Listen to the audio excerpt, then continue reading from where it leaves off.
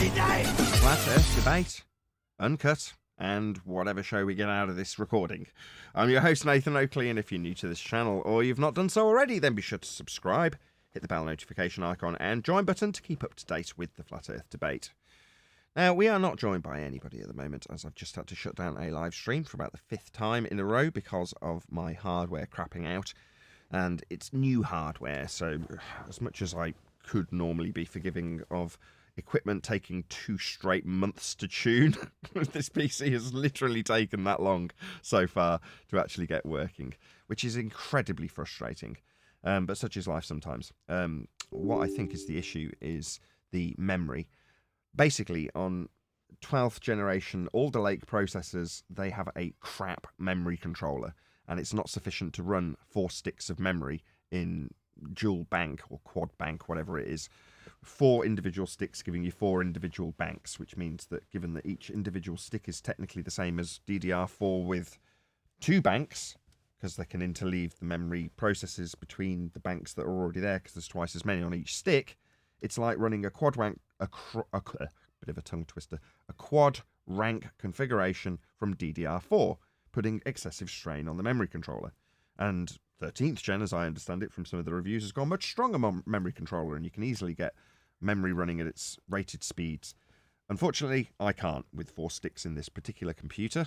It means that the speed of the memory is massively causing problems. It heats up too much, it heats up too quickly, and then I think it craps out. So what I think is happening is I am using the Integrated Graphics Control Processor, or whatever they call it, iGPU, the graphics card on the chip, to encode the stream. And what I think is happening is as the PC heats up over the course of about an hour, with the memory running at 1.2 volts, it gets too hot and then eventually starts to go into bonkers error mode and starts to do crazy stuff that it shouldn't be doing. So whereas it typically would run at 15% as it is now doing this recording, as I should really concentrate on getting more people actually in the stream, it'll go from doing 30%, 40% doing a really high quality stream to being at 99% because I think the memory's just giving errors or something like that. Anyway, I've lowered the voltage on the memory, I've lowered the speed on the memory for about the 5th time. I've progressively gone down from a rather crappy overclock to substandard speeds. But there we go. Needs must, and if that's what it needs, that's what I'm going to have to do. You know, I'll just suffer the performance loss in terms of this very, very expensive PC not performing as a £4,000 PC really should. But there we go. You know, if I can get it to cobble together, that's what I'll have to do in order to get it just to be functional. Okay, so of course the projector screen that I've closed down is now where the Google Meet page is. So let's see if I can drag that across. Oh, it's going to give me headaches.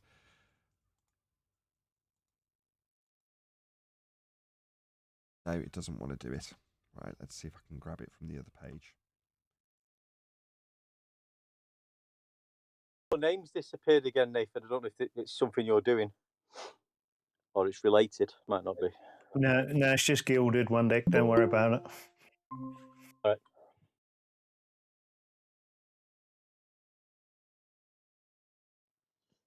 right. Did you suss out what was going on?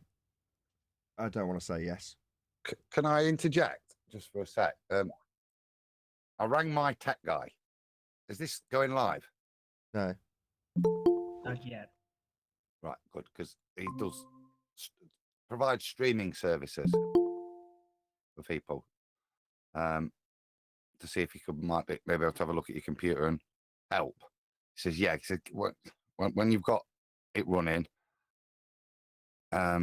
if you can just send me a couple of screenshots from the task managers just for him to have a look at where the PC's pulling stuff through, he'll then see if there's anything obvious.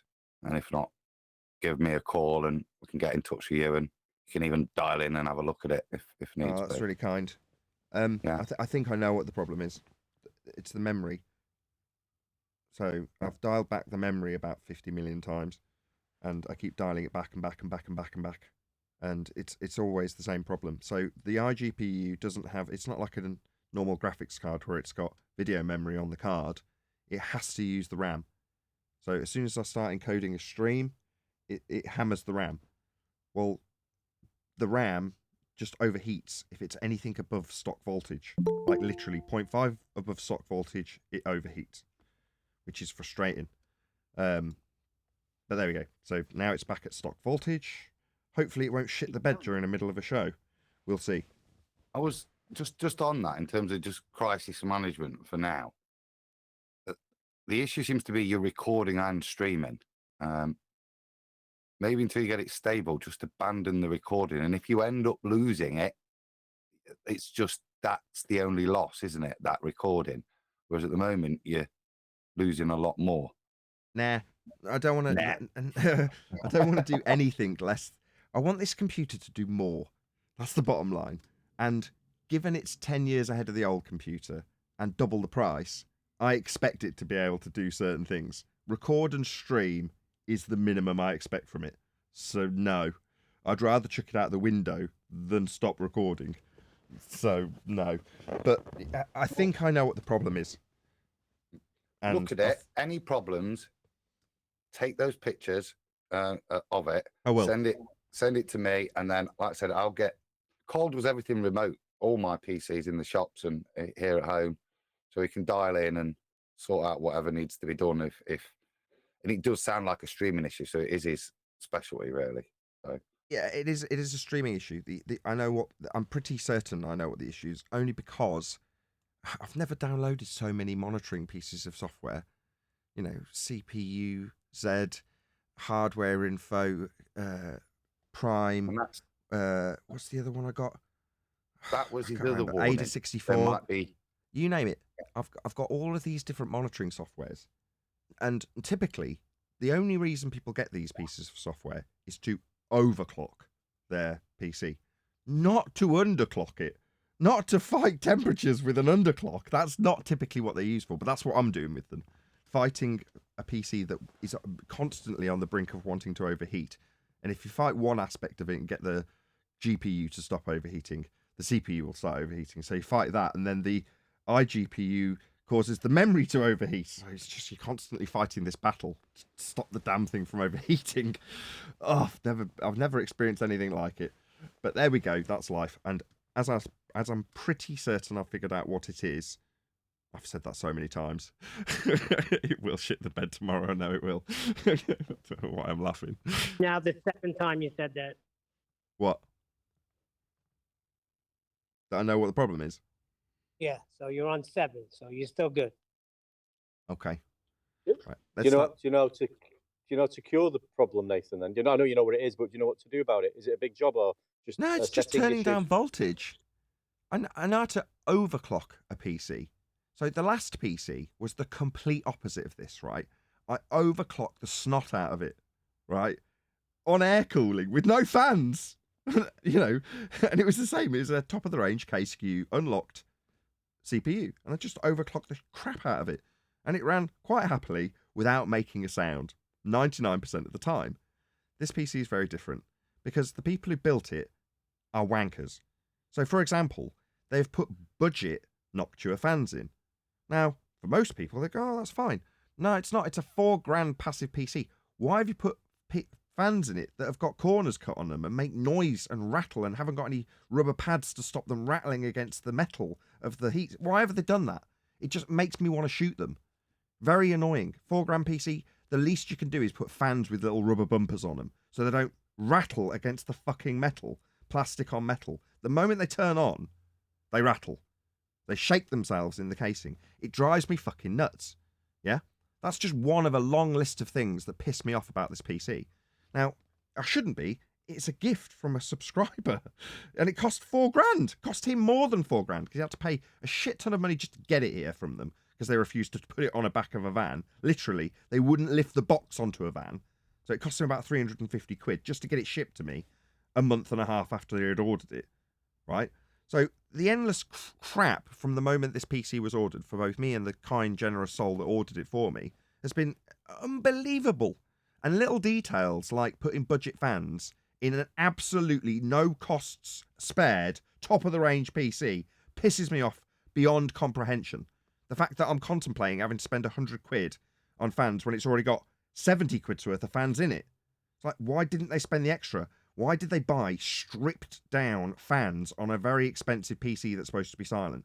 Because they're cunts. That's why. There's no other reason. They're cunts. I didn't want fucking fans in the thing. I told them that. Made it explicitly clear. They insisted and put shit fans in. So, up until this point, I've not slagged them off and named them. I think I'll stick to that because I'm furious at the moment, so I don't want to make any mistakes or do things I'll regret on a recording. But by the same token, I am fuming after 2 months of pissing around with this PC. I'm fuming about it. You know, if they knew it didn't cool itself, they should have said so. It doesn't work. It doesn't function. It can't cool itself. If they'd have said that, we'd have gone, right, well, other options need to be assessed then. Rather than trying to make it work, failing, and then putting fans in a PC that's supposed to have no fans in it. It's a passive PC. So then I've spent 2 months fucking with fans on a PC that was supposed to be with no fans, setting fan curves for 4 different fans when I've upgraded from a PC that only had 2, one of which occasionally came on if it got too hot. So, like, this is a massive downgrade. Not to mention the fact that I've lost a huge number of audience retention because I'm not paying attention to the show. I'm just paying attention to this PC. And even now, 2 months in, it's still shit in the bed. Like, it couldn't be any more downside. Everything about it is downside. You know, the joy of having a new computer is completely gone now. It's just nothing but downside. And I'm poor as all fuck. It has a direct bearing on my income when the show takes a nosedive because I'm pissing around with hardware. That directly affects me in a way that is infuriating because normally, with very limited time on my side, because I'm always short of time, so all that happens when something like this happens with hardware, all of the time that I 100% dedicate to making sure the show ticks along nicely is gone. So show just goes down. Income goes down. Everything's a downside suddenly. Why? Well, because there's a nice shiny computer here that don't work. It's like, what am I doing wrong? It's like, I grew up on computers. I was building them at about 8 years old. I've literally been born and raised in computing. My dad made games. He was a computer programmer. I was raised on this shit. Yet I'm struggling with it. It's like, if I'm struggling with it, how the hell would anybody who's normal cope with it? The answer is they wouldn't. It's just not fit for purpose. That's the bottom line. The chip is 250 watts. The CPU, when Asus, whatever, motherboard, assesses the cooling capability with fans, says it's got a rating of 118 watts. You're like, on the advertised spec, it's 150. Up to 250 if you've got fans. It can barely break 120 with the fans. It's like, it's just bollocks. But there we go. Can't you, Nathan, exchange it? I'm technically sorry. I'm technically not surprised because, as you said, you, Nathan, have been assembling computers yourself since your youth. Well, the more you actually do that and become good at it, the more you should be realizing that you shouldn't take a fully assembled computer by people that you don't even know. Jay, look, Not gift because horse in the it's- mouth, Alwyn. When someone offers you a very expensive PC, you say yes. And then you deal No. with the heartache. Did you know that somebody actually offered me a full PC too, just to give it to me, and I said no because well, I didn't, like 'cause mine is had water working damage. and So Well- I had a need, Arwin, and somebody offered to fulfill the need as opposed to just coming along and offering me a PC. I'm going, oh God, I've got to build a new PC, and did a GoFundMe to get all the parts to build a new PC. And instead I got a new PC handed to me. yeah, We but should now, be able to get what- you don't have your expertise actually assembling it, right? The assembly is worth a lot. And I it have actually had can my be hands all in the it. expensive parts in the world. If somebody that's incompetent or doesn't care assembles them, you end up with nothing. No, that's not the case. I have had my hands in it. So I took it to my guy, the Flat Earth computer repair guy that I've actually known for years. And not being confident in it and him doing it daily, even with my expertise, I still put it in front of an expert and went, right, I want to watch you disassemble it. So I did. I watched him take it apart and give me advice on what I should and shouldn't do. So now, since then, I haven't had to take it back to him. I've had my hands in it plenty of times. But like I Okay. say, there's just the little details that are infuriating. So, for instance, I should run the fans to stop it overheating, right? But I want it silent. I don't want it buzzing away, right? It's about 12 inches from my ear. It sits right next to me on the same plane, literally at ear level. So if the fans, the ones on the top, even at 250 RPM, I can hear them. That's any normal person. They'd be like, "No, you can't." Yeah, you can. I can measure it. I can show you it. I can show you on a reading. Therefore, it's audible, right? Annoying. So your dream is, oh, right, I'll never have to mess around with fan profiles again. Oh, great.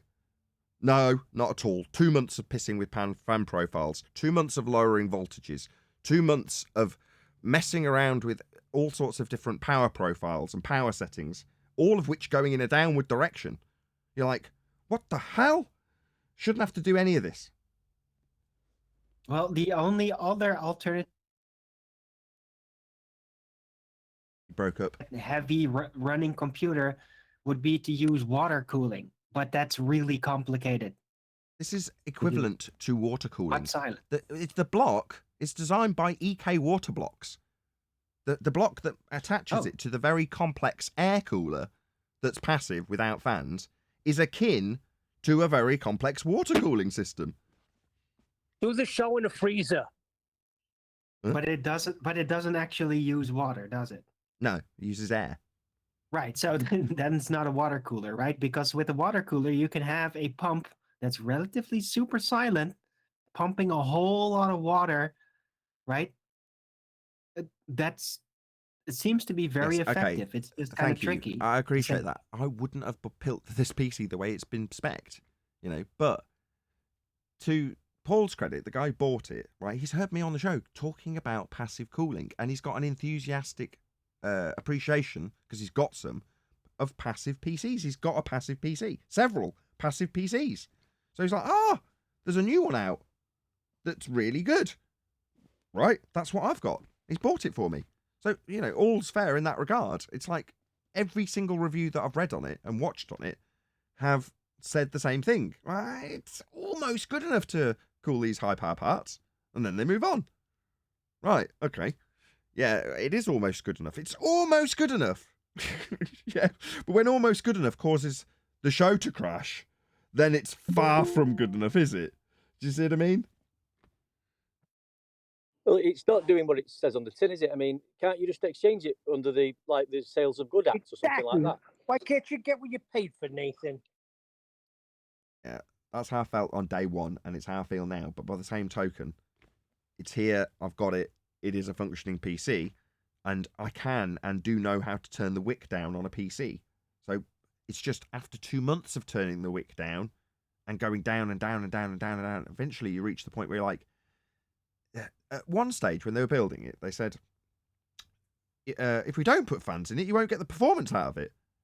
And when they said it, I should have had alarm bells going off in my head. It's like, this is a silence-focused build, but you're telling me about how to get more performance out of it with fans. There's something very wrong here.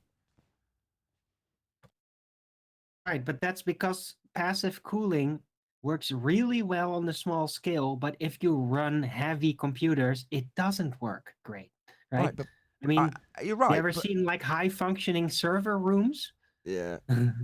There's a lot of heat there. And I mean, like, yeah, if you're going to have like a heavy setup for high resolutions, recording, streaming, all these things at the same time, yeah, I don't know if that's achievable with just a simple computer, with one singular computer. Maybe you could split it up, I'd almost say. Maybe if you had a dedicated server outside of your own computer that you would almost never have to tend to kind of take on some of these tasks separately, and that you can connect up with your own central computer. Maybe that would solve it. I don't know. Thank you for the £5,000 suggestion. Very good. Meanwhile, this PC's on the verge of working. So as much as you could just say, it's just not fit for purpose, yes, it still cools to almost the degree it's supposed to. It's just the chip is considerably more powerful than that, which in my mind says, well, it should be able to do a lot more than the old PC that was 10 years older, right? However, because of the heat instability, I just have to turn the wick down. Now, what that means in realistic terms is that programs take longer to load and things like that. It's just a slower PC. Okay.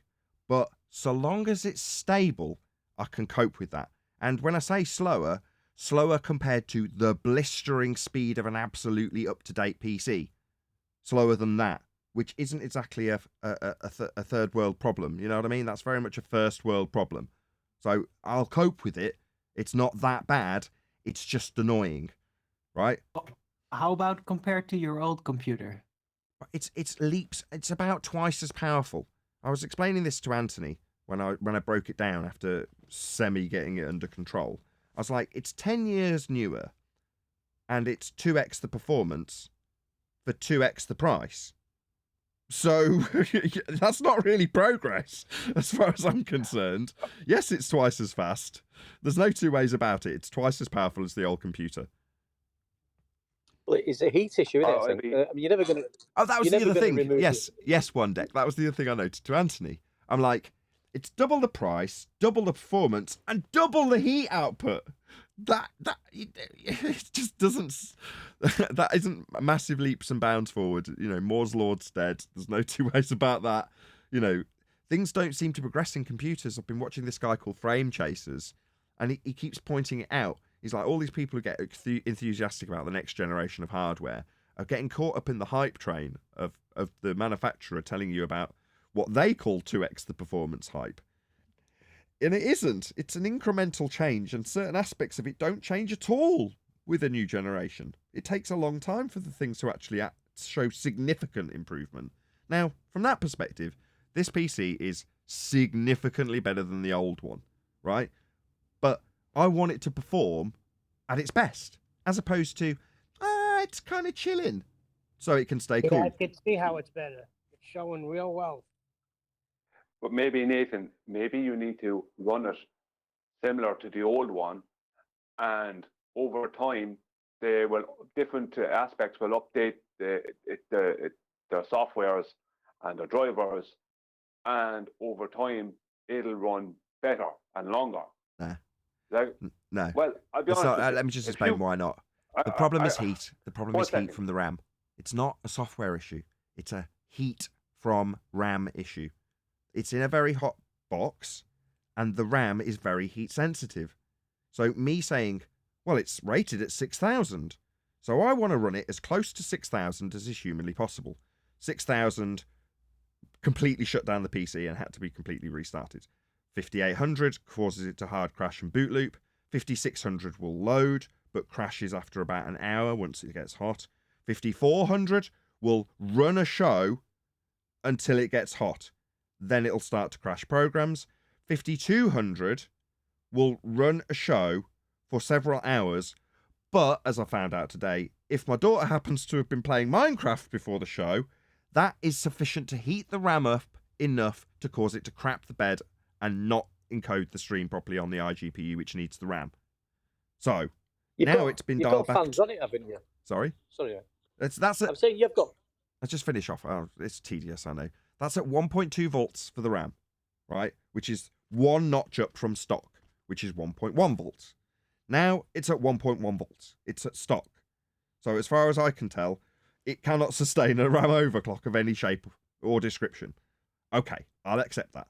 However, if it still gets too hot at 1.1 volts, then it's not fit for purpose, right? Because it can't sustain itself at stock voltage. Now, I think it will, because it seemed to not have any RAM issues when I first got the computer, and it was set to stock voltage. Now, the fact that it's got 600 quid's worth of RAM in, that's performing the same as £250 worth of RAM, is just another first world issue that I will have to accept. Tough luck, that's just how it is, right? So it won't be as snappy in operation. I think nobody's going to have any sympathy for me if I storm off and shut the show down today while we're waiting to go live. Because of that, it's a first world issue that I can just, okay, fine, it can't tolerate any voltage because it's a very sensitive bit of the equipment. The RAM's very sensitive to heat. The box is very hot. So I just have to accept that, right? Well, I will. I've turned it down 2 more notches this time to completely stock. It's not doing anything that it's been spec'd to do. Fine. It should at JDEC just work. Hopefully that will be the case. If it doesn't, I'll start to scratch my head again and figure out the next problem. It's just been 2 months of this. That's it. It does have fans, Nathan, The money that was spent on that, does there have should have been no problems from day one. I don't care what it is, there should be no problems. That money on that, there should be zero problems. You should do what it was supposed to do from day one. You should Exactly. never have. Yeah, exactly. You should never have to make excuses for it. Yeah, maybe. It might On be the other expensive, hand, might be a lot of expensive the stuff, builder but would point yeah. to the hardware manufacturer, and the hardware manufacturer would say, we tested it at 120 watts or 125, and it seemed okay. You know, and what they mean by that, after doing some research, is this. At 125 watts, and I've tested this, right, which is more than it can sustain as far as I'm concerned, it will, after about 10 minutes, hit 100 degrees and thermally throttle, and be permanently doing that while it runs. Now, if you look at Intel spec, they say T-junction temperature at 99 degrees is, quote, perfectly normal. Now, when Paul contacted a different builder that uses the same case, they were asked about, when I first got the PC, why it would be pegged at 100 degrees or 99 degrees. The response he got was, oh, that's perfectly normal, right? So if you were to go back to them and say, it's thermally throttling, it pegs at 100 degrees and stays there after about 10 minutes of use, they'd go, that's within Intel spec, that's, quote, perfectly normal, right? But there's smoke coming out of there. Huh? That's perfectly normal. Yeah. Well, it's because it's perfectly normal, because if you buy a Dell, right, with a hard fronted case and no holes for the fans, and it's got 10 fans in it because it cost $1,000, right, that will do the same. It'll just sit at 100 degrees. Now, average Joe does not know that his system's thermally throttling the entire time he's using it. They don't know. And that's normal behavior for a computer these days. Oh, it's normal. Your laptop, every laptop will sit at 100 degrees the moment you start using it to do anything heavy. So that's normal for Intel.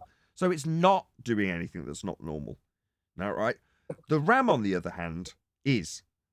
But I don't think it'll do it if I just set it to stock voltage. Now, technically, what I've done to the RAM is an overclock. XMP, although Intel approved, is an overclock. So I'm looking at the RAM spec, 6000, and going, how do I turn it up to 6000? And when it fails, I'm moaning and saying it's out of spec. It isn't. I want it to run at the spec of the RAM that I've put in it. Or the RAM it was spec'd with, I didn't buy it. But it won't. It just, the memory controller isn't strong enough and it gets too hot. I'll just accept that. I'll set it to stock. It means there's been about 300 quid potentially wasted on RAM. Okay. I didn't spend it, so I shouldn't care. I'll just set it to stock voltage. Hopefully that means it won't overheat. If it does, there's still another step that I can do. Instead of, I'll just ditch the iGPU. I'll encode on the E-cores that's the chips got that are also useless to me unless I do something with them. So I might as well encode the stream with it, which will inevitably set me back at, now the CPU's overheating because it's using 8 more cores, right? And this process will begin again, right? But dialing in new tech with my old show and how the old show functioned on the old computer is irrelevant.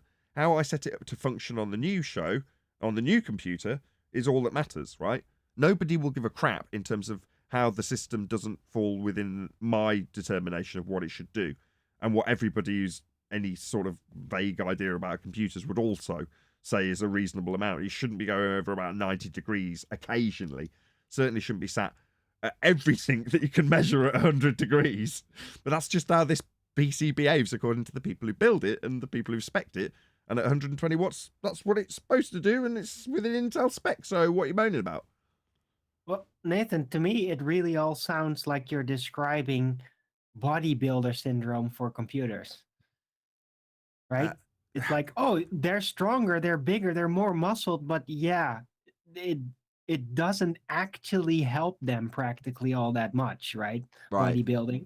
Yes, you're And right. so My they PC's... just get beefed up, and it's like, oh no, it's perfectly fine. We have our dietitians and doctors, and no, he's doing fine. But then they suddenly die of a heart attack and shit. Yeah. Right? It is. It's that bodybuilder. You go, right, my computer's got really buff parts, really manly parts, manly RAM and manly CPU, and a tiny penis that doesn't work very often. Yep, it happens.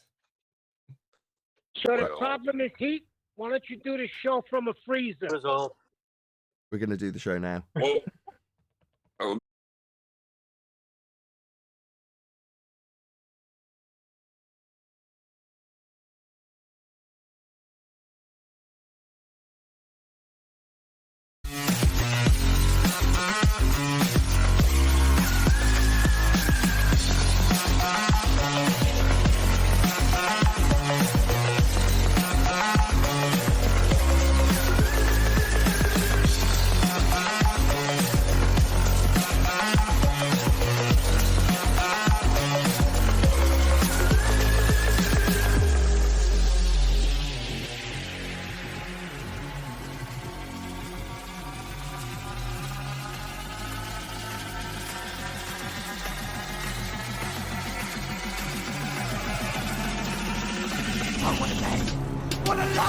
Welcome to Flat Earth Debate Live.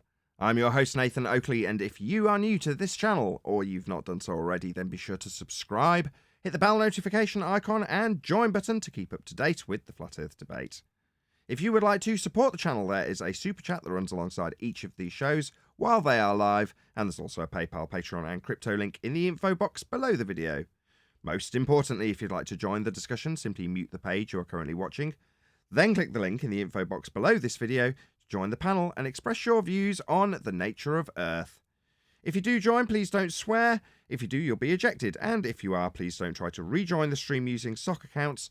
You'll be warmly welcome back on the next stream.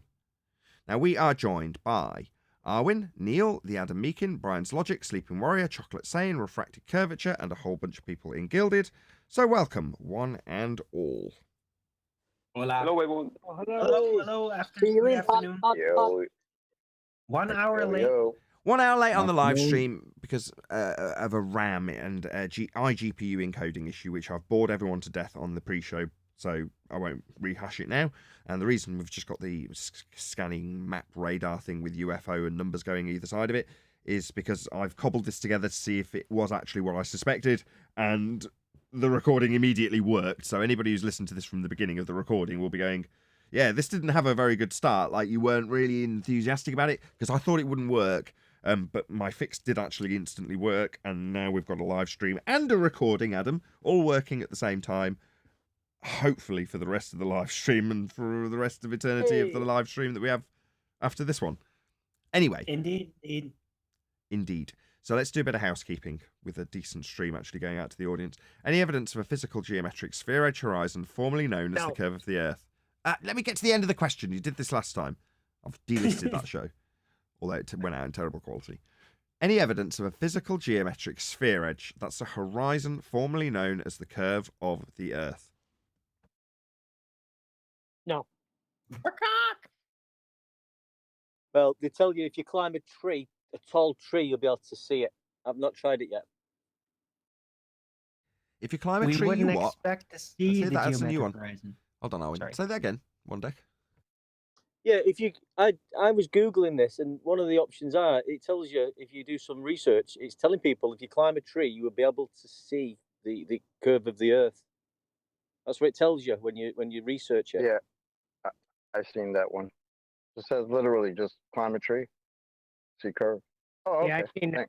Thanks. well, see, the problem is surface level is getting in the way of the refracted horizon. If only we could see through the Earth. Sorry. Did Neil deGrasse Tyson point out that even at really big heights, you don't see curve on this beach ball? I mean, you Oh, you don't just have get to to find see the curve at any height, pretty much. You just have to I've find never a heard of tree this that's height. taller than 120,000 feet. There you go. Yeah, you need to find the right tree. Sure, but the curve that he's saying contextually in that discussion when he slaps the beach ball and said that stuff is flat, he's talking about left to right curvature not being visible as you raise in altitude. But the way the Earth curve is qualified is being a geometric limitation to your view as you look out. Now, the way it'll be represented on the paper is with you in side view, looking at the side of your own head and a line drawn with a curved Earth edge getting in the way of something in the distance. But the photo that will be put next to it in real life will be something with the bottom claimed to be obscured, occulted by a hill called Earth curve getting in the way. Not left to right that you would or wouldn't see at any altitude. You'd definitely see it at altitude if Earth was a sphere. The moment you rose off it, it'd start to curve because it's claimed to be a ball. Balls get more bally the higher you go. That's below surface level, though, what you're describing. So that happens below surface level. So what John's pointing out is in the mathematics. What? Yeah, this is a really good Below point. surface? Yes. Look at What? Mick West's maths. Go to Metabunk and look at the two lines coming out. One that runs parallel to the eye with the ground, labelled and marked in the maths as surface level.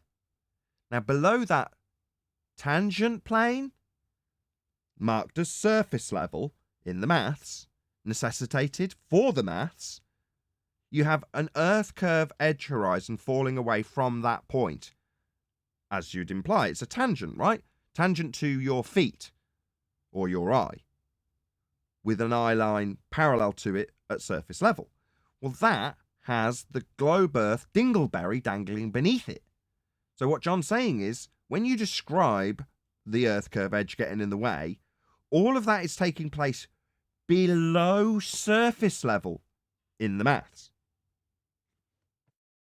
Now, hold on. That's below the flat Earth surface level, the actual surface level. You Yeah. mean. Yeah, globe Earth Oh, mathematically okay, fair exists enough. below the flat Earth surface level that we actually navigate. Okay, now Fascinating, it eh? makes sense. Say again? That's why we But can't that, see it. Yeah. that checks out because the geometric horizon only exists in the map. So in the map, you can do whatever you want. And it would exist below surface level in the maths. That's not But you true. can Brian. point at it, though. Also, You the can refracted. Hold on, point hold at on, to I went see first. exactly where the geometric horizon is. It's just not looking like a horizon. That's all. It doesn't exist as a It's going horizon. For 200 years. Go on, Neil. And then John. I'm saying Brian said the other day, known for 200 years about this geometric horizon not being physical.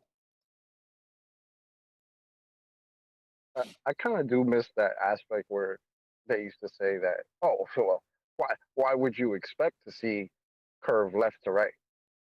Because I thought we lived on a ball. you're literally trying to convince me that I'm seeing curves straight ahead, but I'm not supposed to see it left to right. That's not how a ball works. It's a ball. Yeah, There but should to be be curves everywhere. Well, it's not But a to be perfect fair, ball. John.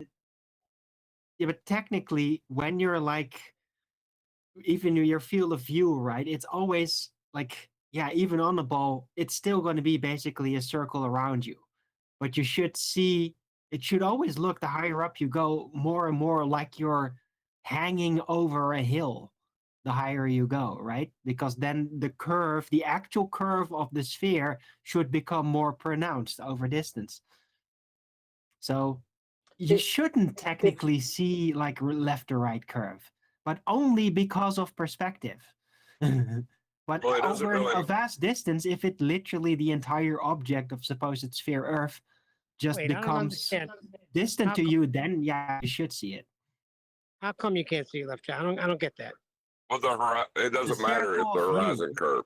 No, it's the circle of view. It's just what it does, right? Right. And every part over the sphere is pretty much equal geometrically. So you're always But it- just going to be staring at the circle that is your horizon. And it's gonna Right. stay That's flat. if you lived on Please a give sphere, way. that would be true. But the geometry's been violated. It doesn't matter what the horizon does now. Correct. The horizon's not Earth curve. So it doesn't matter what the horizon's doing. Bending, not bending, raising, lowering, who cares? It's not Earth curve. Once it's beyond its geometric limitations, the assertion that it's a hill getting in the way no longer stands. The moment they say refraction, that affirms that it's not a hill getting in the way. It's not Earth curve. The horizon isn't Earth curve. We only have dear. one horizon, and the horizon in the begging the question, proof of nothing, perspective hijacking Earth curve calculator is a geometric limitation to your view. We've debunked it with the black swan. Oh dear. Yeah, and you can only rebut that with refraction, but as soon as you invoke refraction, you immediately lose your original radius value, and get stuck in a paradoxical situation. But they'll still do it anyway, because refraction is better than nothing. Well, no, Well, you're correct, for but refraction- just one more point, that you lose the R value because you derive the R value from the physical geometric limitation called Earth curve. That's your tangent point to do the maths, tangent point being a straight line to it. But ultimately, prior to you being able to acquire an R value with a straight line tangent point in the Al-Biruni dip to the horizon, that's Earth curve in his measurement, prior to that, you are relinquishing Earth curve as a physical obstruction the moment you say refraction, meaning that you then can't go forth to acquire the R value to assert refraction, which includes an R value when they say refraction, because it's 7/6R terrestrial refraction. Quick plug. Go and subscribe to Brian's Logic. He's just done a series of videos on this, which are excellent, in regards to the utilization by ballers of what they call, in name only, refraction. When they say refraction, they don't actually mean light bending as it traverses two different mediums, a la Snell's law, or refraction. It isn't. It's 7/6 of a radius value. It's a way of, in Brian's words, inflating the balloon that is the Earth in their maths, making it a little bit bigger. That's all it's doing. Right. And it's happening below surface level as well. Right. The dingleberry's blowing the up math. below surface level. Correct. Well, their claim. Let's just take their black swan. Let's take their claim of refraction for the black swan image. That is not refraction of light. It has nothing to do with light. It has nothing to do with air density or temperature, or a change of medium like Snell's law. That is purely based in an actual extending of the radius value, which is an extending of the diameter and the circumference of the globe. So in the black swan, when they say refraction as a kind of a knotting excuse to explain the black swan, for a start, as has already been pointed out, at that point they're relinquishing all geometry, all prior geometry of the globe, because it all started with and has to start with a measurement to a geometric horizon, which can't be seen because of what they're calling refraction, right? But secondly, if the horizon moves further back from the observer due to what they're calling 7/6R standard terrestrial refraction, if that happens, then the oil rigs cannot stay, according to 7/6R, what it is. The oil rigs cannot stay where they are.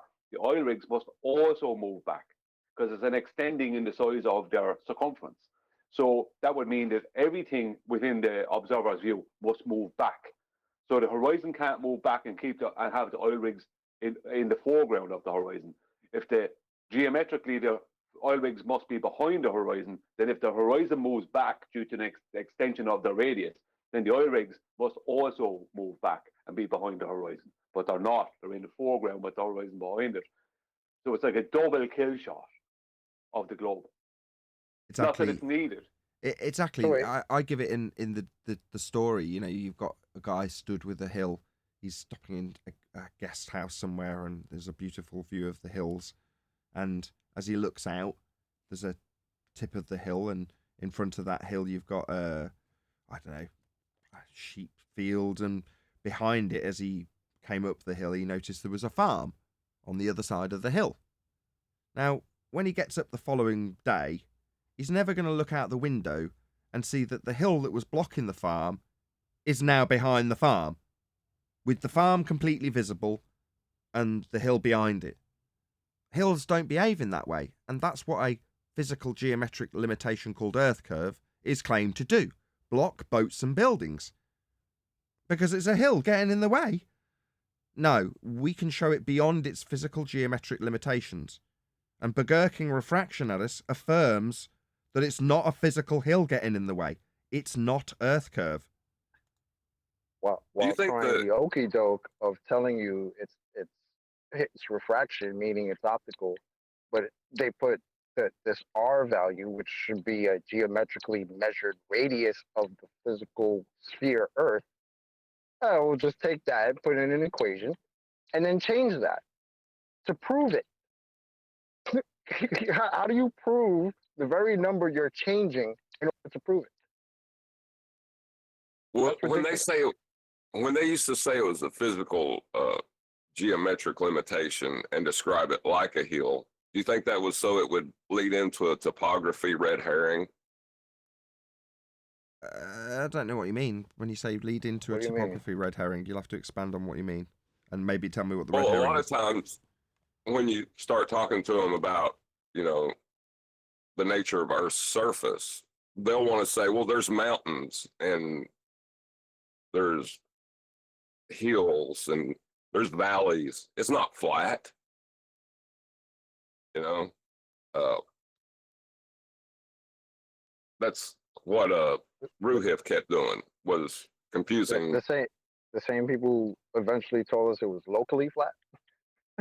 Those people. Right. Yeah, those kind of people. But they would confuse the topography with the baseline it's measured against constantly. Yeah, I guess at that point they were thinking they were getting these elevation angles from curved surface. Oh wait, they weren't talking about the surface that they were taking elevation angles from, were they? Let's ask the question. Yes, Any they evidence that were. you can acquire an elevation angle measurement from a curved baseline? Never. I mean, you would think so, but that's not reality. It's Because mathematically possible. the very people that are telling us that are talking about tangent lines and shit like that are straight. I don't know if that works out. You got a curved surface. Well, they have to reinvent geometry in circular fashion, and then that loses the entire point of geometry. So they Hey, can't. you just don't understand. Well, let's not Yeah, forget that they're bending radius lines now to try and claim celestial navigation will work on a globe, Oh, the which is destroying 2022 point. radius. Hold on, let Brian get to the end of his point. Say again, Brian. Yeah, let's not forget that they're actually gone as far as bending radius lines to change the size of a circle of equal altitude from its original size to make somehow force celestial navigation to work on our globe. That's where they're at. Not that they do we that all know a celestial radius navigation, line is but these straight. people do it. Well, if the Earth was a sphere and you navigated it as a sphere, why would you have to apply a transformative equation to it? But this is before the transformative equation. They're doing this prior to that. This is from the very get-go. From the first measurement they make, they take it from the tangent line, their tangent plane, and straight away bend it around the curve of Right, their... well, what do they use to bend it? They got to use some kind of formula. They're just using the R value. That's all they're doing. They're just bending it with the R value. This is before they ever get to the... We're only at the creation of circles of equal altitude point. But like, you have to go through that process before you ever could even put it on the universal transverse Mercator map. They then take it off of that because it gets to distort it on the universal transverse Mercator map. They then undistort it and put it back on and put it onto a globe. So they are not even getting to the point of using the Haber sign. Like, that's what I'm saying. What they're doing has nothing to do with with the Haber sign formula. Yeah, they're 2 steps away from that. They're both bending radius lines, and they're trying to make this an argument. How could you have an argument? You're bending a radius line. They don't do any of this in celestial navigation. That's the point. The new hotness radius and bendy radius? Is that the new radius of 2022? I remember radius being a straight line from the center to the surface. I don't know. We got a new bendy radius now? That's cute. Infantometry. It sounds like listening to you guys over the last few shows. It sounds like there's always a calculation for the globers, like the refraction 7/6R tends to sort of make the Earth bigger and flatter. So they've got an excuse for that, and then they've got the magnetic declination, which we was talking about, which is another calculation to account for, flat again. They keep putting these calculations in to make the globe flat. They just Which is why the we globe is always flat. say the globe only exists in the maths. Yeah, the globe Because is flat. you It was could measured use like that. calculation just to convince people of stuff. I mean, deGrasse Tyson, smoking the grass, said it himself. You know we went to the moon because we were able to calculate how much fuel we would need to get to the moon. Therefore, we know we went to the moon. There you go. So we know Superman exists because we can calculate how fast he can fly around the sphere. Therefore, Superman exists. There you go, Bob's your uncle. It's ridiculous.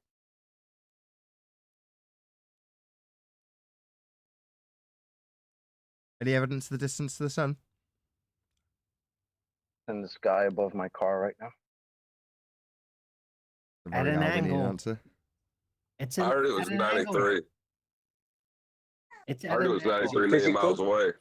Should have asked for the R value first, really, shouldn't I? Given that you're giving an R-based answer. Any evidence of the R value? Earth radius? The bendy R Yep. or the regular R? They're both bendy, aren't they? The R on which the bendiness is no. based. I thought radius was a straight line. I heard we have a new bendy radius now. Right, Brian? Yeah, radio is up bent now, Chocolate. That's what's up. That's cool. Any evidence of axial rotation of the Earth-based variety? You're going to need R for that. Stars appearing to move. How is that evidence of axial rotation? Take us through it. Well, they tell you because the stars aren't actually moving. It's the Earth that's spinning, and the stars appear to move. They're stationary, and that's proof that the Earth is spinning. Ah, that's what's up. So that would mean if I were to get off the thing that's moving, causing the things in the sky to appear to be moving, those things in the sky should stop appearing to move, and the thing that I was on that was moving should start to move. Right? Well, the Does alternative that is happen? sorry. The alternative is that you would have to reconcile that the universe is spinning, that there's a galactical axis, and that it is through the Earth somehow. Galactical axis. Yeah. Great. Yeah. We can't get the axis for this little ball that we're supposed to be on. But let's try to get the axis for the galaxy. That's what's up. Right. It's Is from it- Polaris isn't to the that- Southern Cross, the galactical axis. Isn't that where they insert a flat Earth into their heliocentric belief and then have a pizza flying up through a vacuum? Yeah, but they think the universe is a pizza. They think the universe is flat. Well, let's ask that question. Any evidence, or any scientific evidence, I should say, of gravity? No. What is gravity? But we can calculate it. The bending So of if we can space-time. calculate it, just like everything else, then it exists. Yeah, There but you you go. can only calculate the Newtonian part, right? The Newtonian mechanics. Anthony, you're causing feedback. Am I? I Sorry. think so. I was saying Can you I can see the only... math? Can I see the math for that gravity? Yeah, it's Newtonian mechanics based. No, I mean, that's the only thing people ever use, but because it's the only thing they can, right? As soon as you invoke Einstein, it just becomes mathematical mystery and it doesn't actually prove anything. So people just resort to Einstein mechanics always. Anthony just said if Because you it's can the only maths thing it, they it's got. real. That was the essence of what Anthony just said. If you can maths it, that makes it Einstein, real. Einstein doesn't have any mechanics, though. It's all mathematical, conceptual, and it's all visual, but not actual. It's all apparent. Okay, so if I've got 2 apples and you ask me for 3 apples and I write down on paper that there's -1 apples at the end of that, does that mean that you end up with 3 apples? Well, depends on who you ask. If you ask a baller, mathematically, of course, -1 apples, Nathan, are you retarded? Yeah, they just owe you 1 apple. Yeah, that's Or they'll tell totally you, acceptable. I get an IOU or something. Yeah, I've yeah. literally been told like, I could give you the 2, but then, I just owe you 1. Like, no. I'm asking you, can you take 3 away from me if I've only got 2? No, yeah, the math, yeah, sure. It's funny because this feels like a 2019 argument, or maybe 16. How far back do we go? This is a cyclical thing. It's like the weather. Every now and again, you get that one hot day, and everyone says global warming. Well, this is that same effect. It's like we've gone in a full circle again. We're back to a variety of 2016, 2019, 2021. How do they explain the Einstein's theory in relationship to the moon being responsible for the tides? They don't, They don't. because they can't calculate it. You seem to have sidestepped. It's a bit like Anthony was explaining this to me on Skype the other day. You ask somebody a question, they answer a different question, and then what? We move on. Scientific evidence is the reason we're asking the question, because it's related to the physical and natural world, right? Physics, not science, as opposed to mathematics. That's conceptual. That's like language. I can describe giving Anthony 3 apples.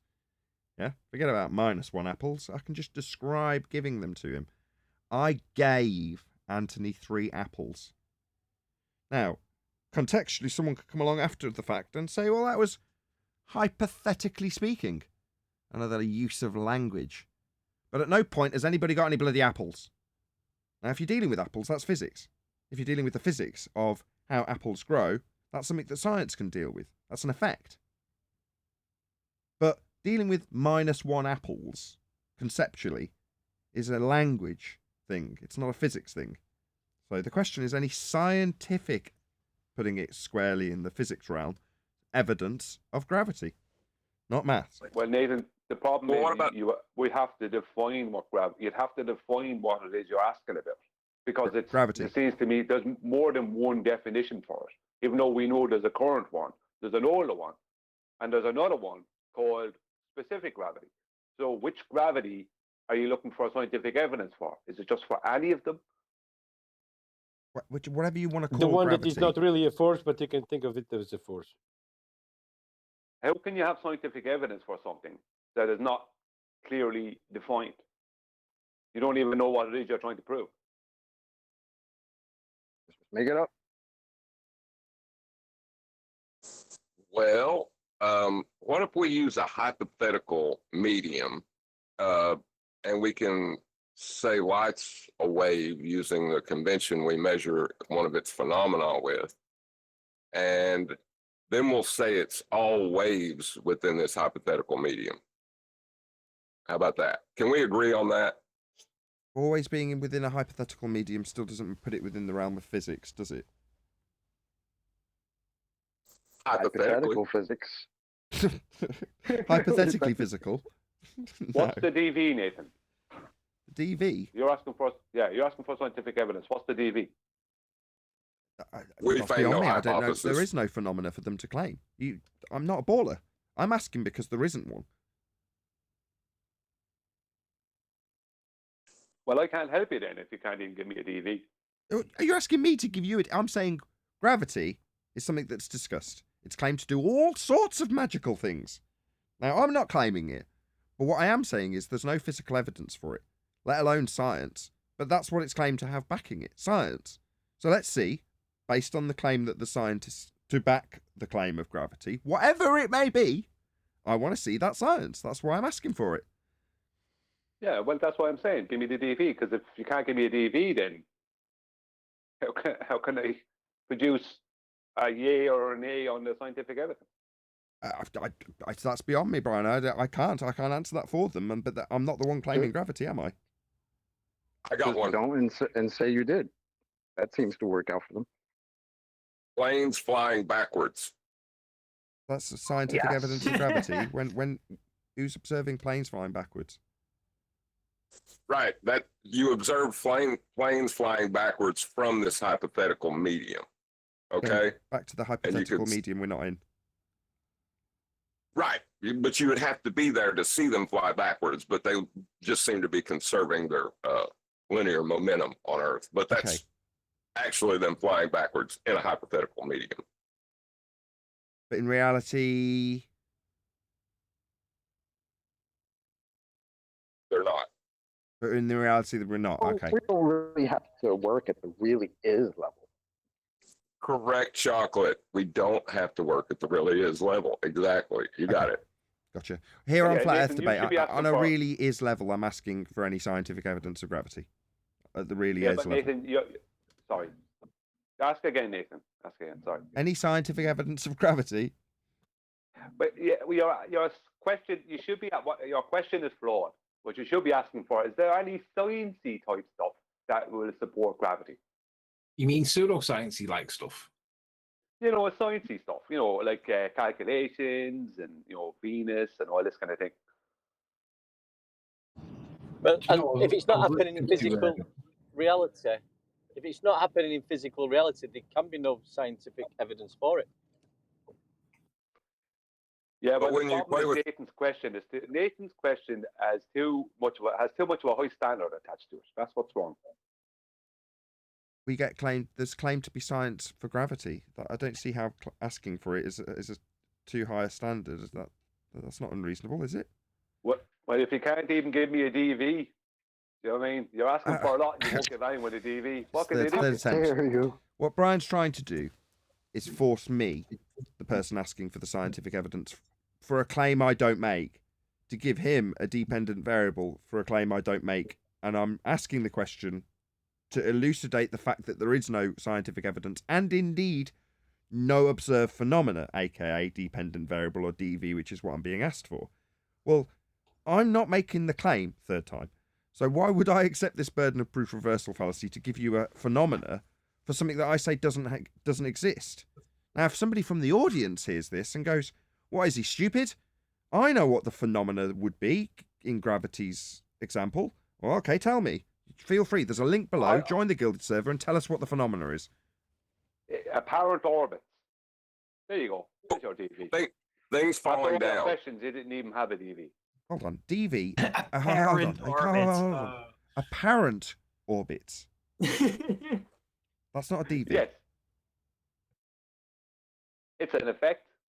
Appearing, but not actually, is apparent. That's what apparent means. When you say apparent, is it a physically occurring effect that we can study and vary something to cause it? Or is it something that merely looks like it's happening but isn't really happening? Because that's what apparent means. Well, you can see stuff moving in the sky. So that could that not be an apparent? Okay, yes, I can see stuff moving in the sky. So, given that the question is about scientific evidence of gravity, are you saying that the dependent variable is stuff moving in the sky? Yeah, and the cause would be space-time. The curvature of space-time by a mass. The curvature of space-time. Time isn't real. Time isn't physical. Time isn't something you can vary and manipulate. Yeah, but it's but it causes with space to cause the orbits. Professor Phil Bellin told me that to count the amount of is what manipulate means. No. Vary. To vary and manipulate is exactly as it suggests. Manipulation and variation of something that you think causes an effect that you're studying. So far, the effect that we're studying is the apparent quote-unquote orbits. Now, orbit itself is a begging the question fallacy. We haven't even got there yet, but nevertheless, the apparent orbits, and then when push came to shove, Brian described that actually as, well, the lights in the sky move, don't they? That's what we've got so far. Yeah, right, but we can manipulate it via the sun, because we know the sun is a really big mass. So if we are, if we are orbiting the sun, then it's because the sun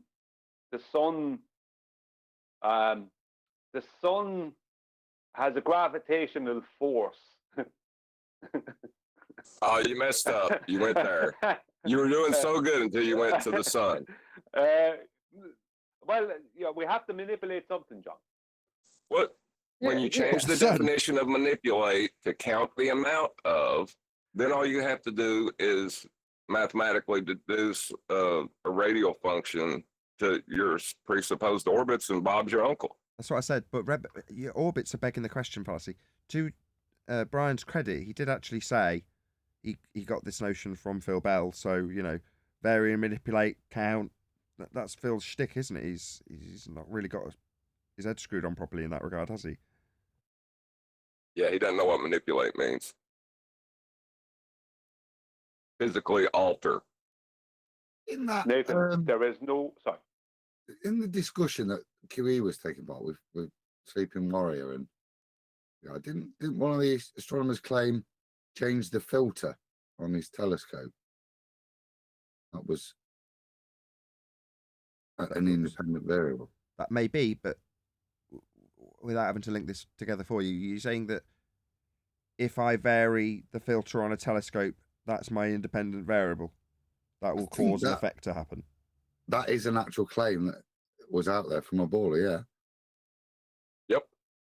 Okay, it seems like the most appropriate time to ask this next question.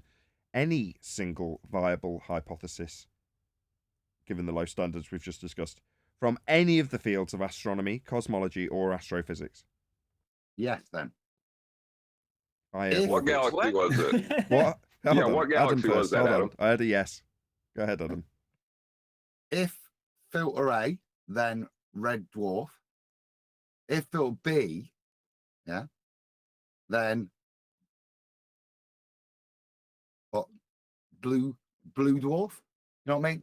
So basically, what the implication from the astronomers is change the filter, changes the effect of the sky. What's out there changes the physical matter. So if I put a different filter on, this terraforming somewhere, as the star will change its designation. Based on you varying a filter? Yeah. This is nonsense. So, well, best I could do, though, with one of their quotes. Anybody in the Gilded server, anybody got any comment on this? Any single viable hypothesis from any of the fields of astronomy, cosmology, or astrophysics? No, there's not, Well, because they're unable to vary and manipulate things in the sky. Gravity. You can just beg the question, or what's going on, Brian? That's the what I've manipulated the thing. Just to respond to one there. I've manipulated the thing in the Define sky. gravity. It's changed. It looks different because I've changed the filter.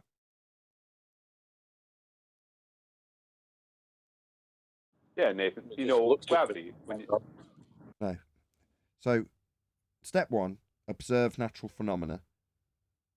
Well, Red dwarf. No, because the effect has been induced by a change that you have created the phenomena with, as opposed to seeing the phenomena, going, I wonder what caused that, and then varying something that you think actually causes it, and then your variation causing it.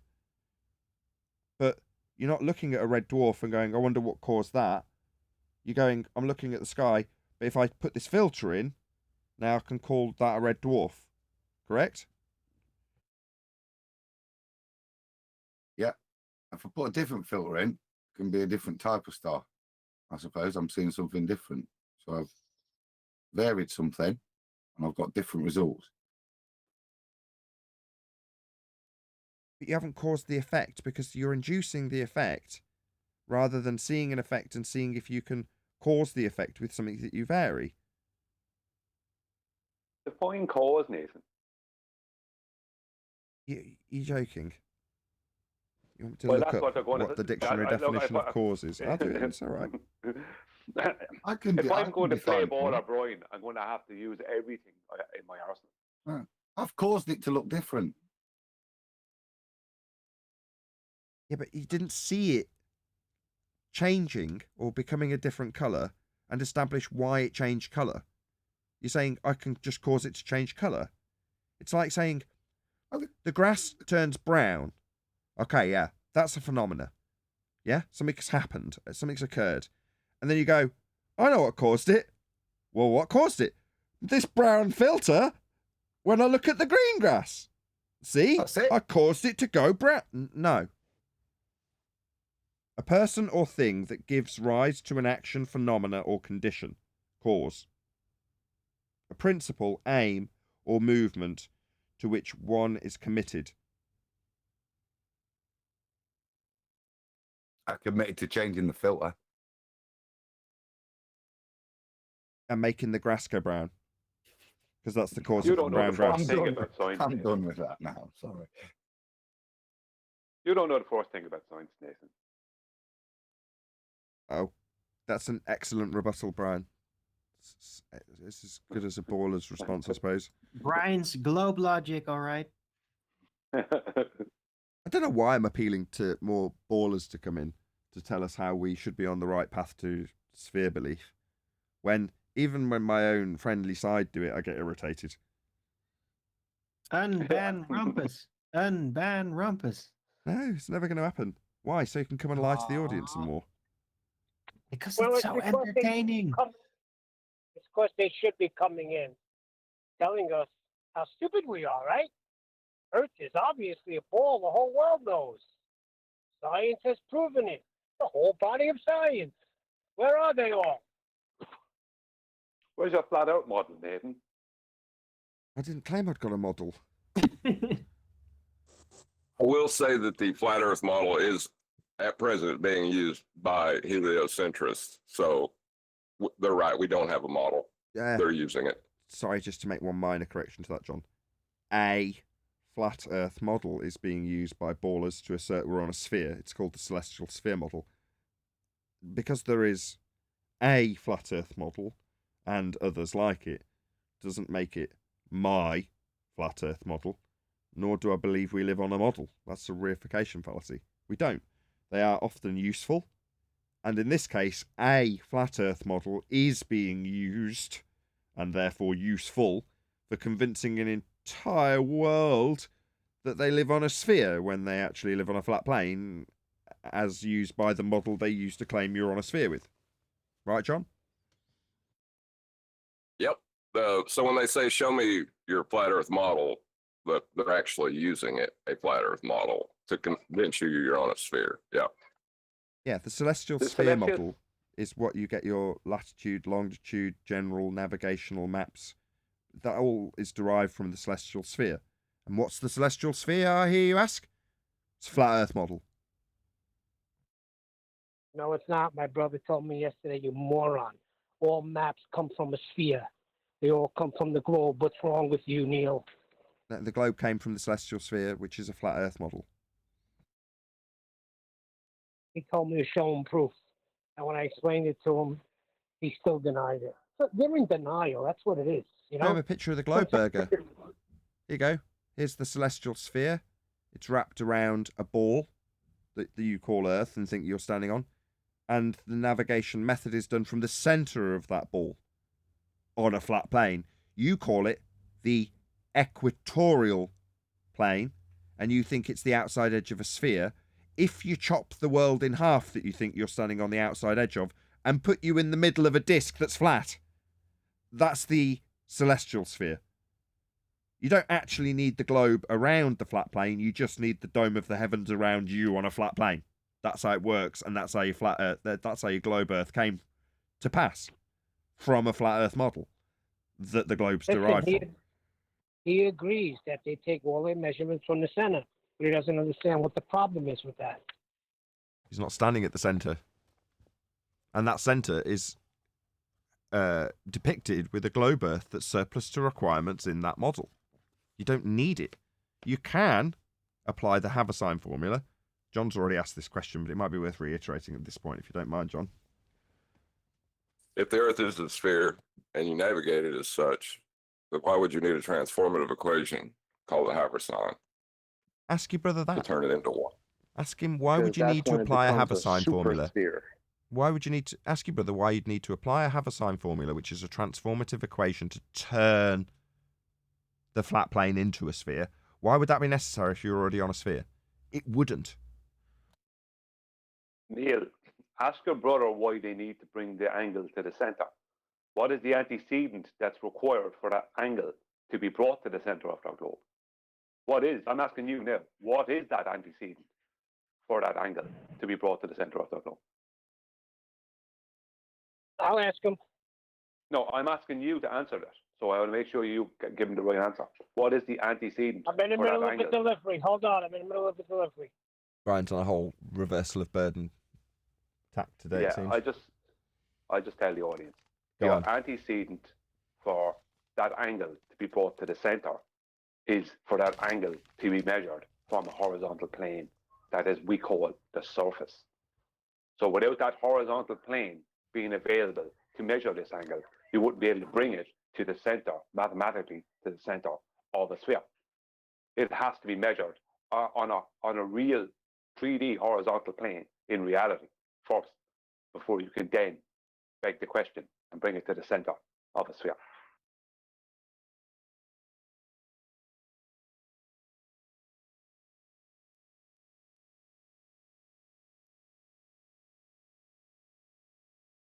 Did I I hear say sphere? they're just What turning a sphere? sphere into a super sphere. Well, That's the only reason I see you're changing something from what it is to what it already is. It's crazy. well, John summed it up earlier when he said that when you're taking a line, calling it surface level and drawing a ball earth below it, right? You've got Brian's description of the tangent plane they necessitate to A, get the measurement from, and then B, move it to the centre of a presupposed spherical earth at the equatorial plane. Well, all of those processes require you to measure off a flat plane, but also affirm what John said earlier about the Earth curve being below surface level. Well, if you're doing the real world measurement first across a real world horizontal plane, let's just take away the horizontal plane part for a second. If you must measure this first on the surface, and you're claiming that it's a globe, then there should be no reason to have to bring that angle to the center. Same way as there should be no reason for a transformative equation. What reason would you have to bring that to the center of a sphere if you've already measured the angle on the surface of the sphere? Why would you need to do that? That's like why would you need the dingleberry? Like why would you put a straight line on top of the ball with the ball hanging underneath it? Why would you do that if you're using the ball for what the ball is for? Why would you need the center of the ball if you're able to measure all these angles from the surface? That would be the real question, Right. wouldn't If Santiago wasn't to be touched and your orders are always followed, Then then why would would it be necessary? to transfer? Sorry. I go ahead. You got the English accent. It sounds better when you say it. Well, if Santiago wasn't to be touched and your orders are always followed, then why would it be necessary to transfer Santiago off the base? You ordered the code red, didn't you? What is that a reference to? It's a few good men. Oh, okay. You can't handle the truth. I should rewatch that movie. Yeah, it gets him cornered. Like we get people cornered here. Tie them up in their own nonsense. Go on, Brian, sorry. No, I stepped on you, Nathan. I'm doing that all day. I apologize. I'm just saying it's a good title for the show today. A few good men. I agree. People don't like the truth, which we try and tell. Or maybe the show tomorrow, because I kind of like today's show title card.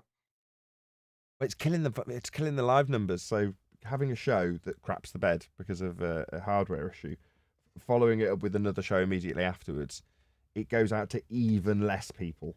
So there's like 60 people watching, which is just heartbreaking. But there we go. Such is life with technical issues. Tomorrow's another day. Yeah, but the title card makes it worth it, you know. Well, I mention it because a few The good one men. with your face on it, Arwen. Is that it? That says I'm right. Is that why you like it?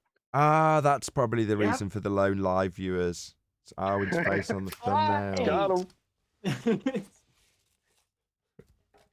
No, I don't think so.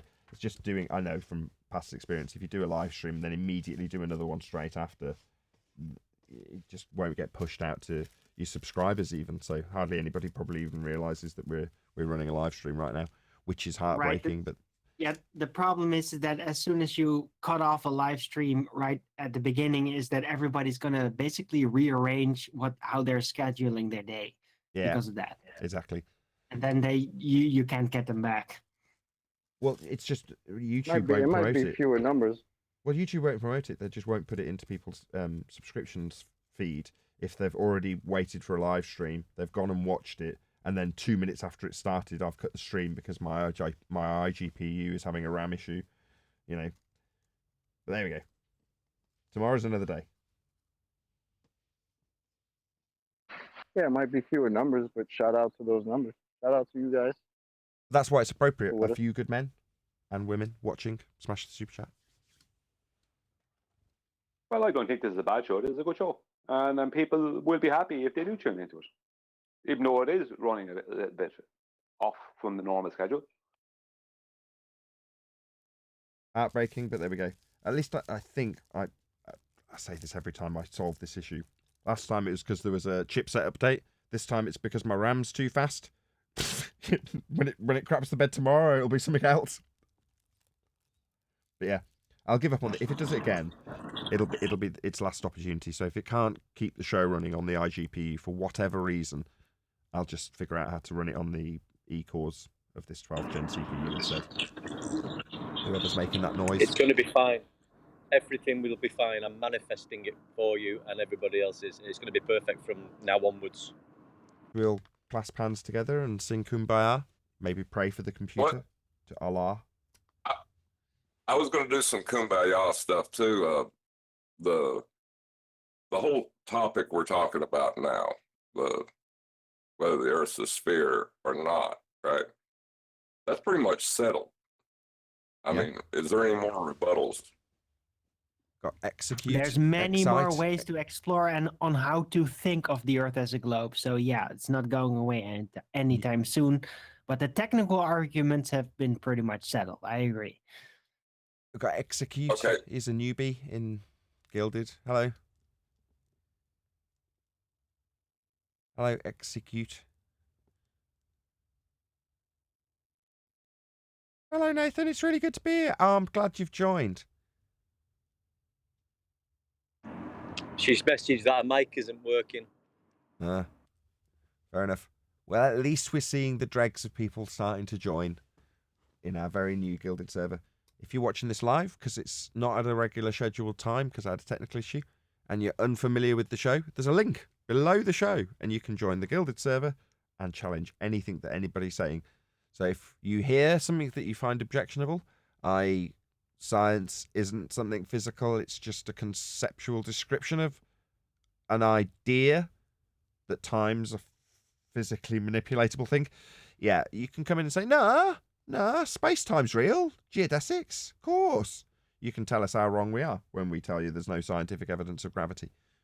On that note, any evidence you can have gas pressure without the necessary antecedent of a container to press upon? Well, if gravity was a force, then yes. No. You got your Baldwin wrong. No, it wouldn't actually. Just if gravity was a force, it would still not be enough to actually contain the gas. There would have to be a little extra edge. We have to invent something, conjure something that would make that possible, because just gravity being this force over a distance is not going to do it. Well, that's the claim, though. That's the official claim, that gravity as a force. But what Which a gravity dumbass are you claim. talking about? You mean, come on. Well, it would was be the a official pseudo claim. force. Well, it is when it comes to gas pressure. It's still the official claim when it comes to the gas pressure. So they still claim a force of gravity when it comes to gas pressure, but they don't claim a force of gravity when it comes to other things. Guys, we all know gravity is not a force, but you can think of it as if it's a force. Right, it's a pseudo force. It's reference frame dependent, and the reference frame it's dependent upon is the vacuum of space time, or Well, that conceptual medium. To be fair, if you're going to exclude gravity from being a force, then potentially it could actually start to, well, because of the freedom of how you're going to write the story, it could potentially contain the gas pressure, but it would have to be by some other mysterious way, like, for example, a time-space bending gravity field that would simply disable the gas from continuing its timely journey into the expansion of the universe or something, right? But regular force-based gravity like Newtonian, it's not going to do it. It can't do it. It doesn't have the capacity to do anything like that.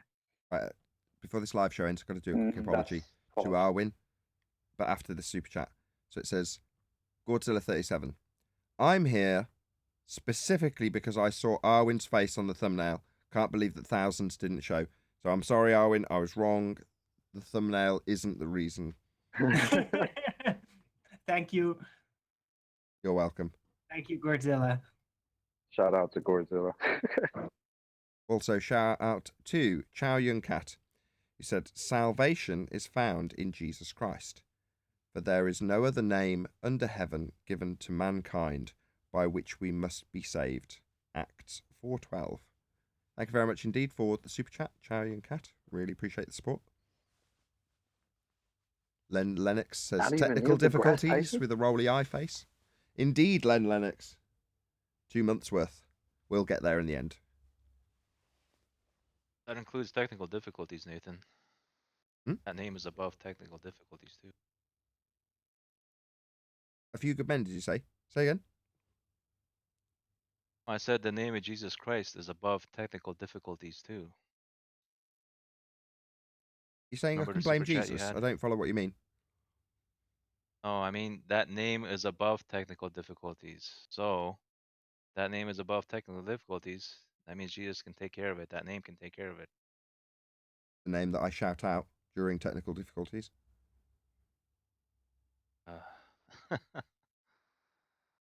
Well, Yeah, but usually you say he's wept or something. remember That's a terrible. how the That's quote. a terrible blasphemy. I should never say that. I forget that I Let say me put it. it like this. It's one of the worst things you Let me can put say. it like this. Let me put it like this. If he said there's no other name that can be delivered, right? Than the name of Jesus Christ, well, no other name can deliver you out of technical difficulties than the name of Jesus Christ too. And you can apply that to all kinds of things. Follow? I do follow. Okay. So there you go. I'll pray for my RAM configuration. I'll pray for my memory controller. Yeah. I'll pray for the law of In the thermodynamics. name of entire Jesus. stream- Remember that. Do you know what That's The the brings key. entire back stream That's is the memories key. going right The name now? of perfectly Jesus. smooth, just for the record. Do you know what brings back memories right now while Nathan's praying for his RAM and praying for his graphics card and whatnot? It's that scene out of Fast and the Furious where they're giving grace and he thanks the Lord for his turbo boosts and his nitro boosts and all that. That's Nathan right now. You, Jesus. Hey, Nathan, for my RAM. thank you, Nathan. I do pray for your show and that things work out at the end. So I got you covered too. Well, that's brilliant. With that, I will say, if you are watching this on either Nathan Oakley 1980 or Nathan Oakley premiering streams, then stay tuned, as there will be an after show to follow. Unfortunately, though, if you are watching this live, this is where we bid you farewell. A massive thank you to today's Gilded and G+ panels for making today's live show possible. And of course, a massive thank you to all of you for tuning in, live streaming, smashing the super chat, liking, commenting, sharing, subscribing, get there in the end, and all that good stuff. Once again, stay tuned if you're watching on a premiering stream. I've been Nathan Oakley, and I will see you all in the next video.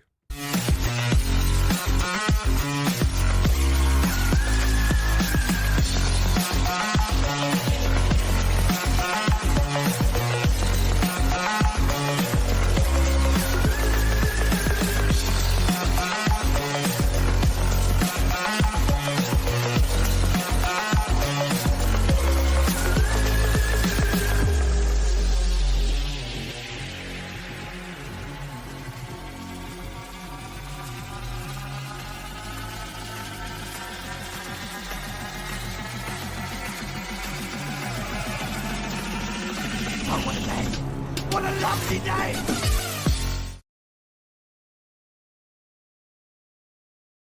We don't know yet. The after show is now. Yeah, I don't even That was know. no, it was the belated live show, right? Because of technical difficulties. Now it's the Right, after right. show. Yeah, that's what I was thinking. But everyone's so quiet in the after show. I wasn't sure. You there, Nathan? Yes. I'll put a little thumbnail in. Oh, really? Picture for In thumbnail Skype? for today, just on the last comment. Yeah. FETV Fast and channel. Furious prayer scene. Oh, I'm on Masturbators. Where did you put it? I've popped it. I think it's in the war room. War room. Yeah, war room. Okay, I'll bring it up on my iPad. I've only got one screen on. I actually stropped off in a big huff after the computer ballsed up last time. Went another moment and then came back and fixed it. But you know, in that stream there was no OBS overlays, was there? You were just running 2 sets of vids. Either there was no panel up or anything. No, there's no overlay yet. Yeah. That's something I'm hoping we'll sort out together when we get a chance. Maybe next week. Yeah, get it stable and we know whatever we're doing is not affecting it. It's a lot more stable than it was, and I'm a lot better educated on what the computer's doing. So 2 months ago, if this had have happened, I wouldn't have had the slightest idea to get it running. Within 20 minutes, I got it back working again, though, which tells me that, yeah, it's annoying, but also it's something that I would have done to a certain extent anyway, which is learn how the computer works. I didn't want to learn this much about how the computer works, and I didn't want it to be a necessity, but I do. So it means that 6 months from now, when something similar happens for no reason, I can go, I think I might know what that problem is, because I know the computer well. I knew the last computer well, which was the only reason it was silent. So I'll be like that with this computer when it's 5 years old. Then it'll be stable. Right, let's have a look at this thumbnail. Is it A Few Good Men? No, it's the praying scene in Fast and Furious for the computer tomorrow. Oh, I see. Very good, Adam. Very good. Thank you for the turbo boost. Thank you for the roller bearing turbo boost or whatever it is he says. Yes, I'll turn that into a thumb. I'll put FED 1761, is it? What are we on? 17? Hey, Yeah, 61. did y'all? It's today. Did we all what? I have a question. Go ahead, John. Well, it's not related to what y'all are talking about. If y'all need to still figure out which show number or whatnot. No, go ahead. Go ahead. Did y'all come to a consensus about getting a co-altitude from a plumb bob?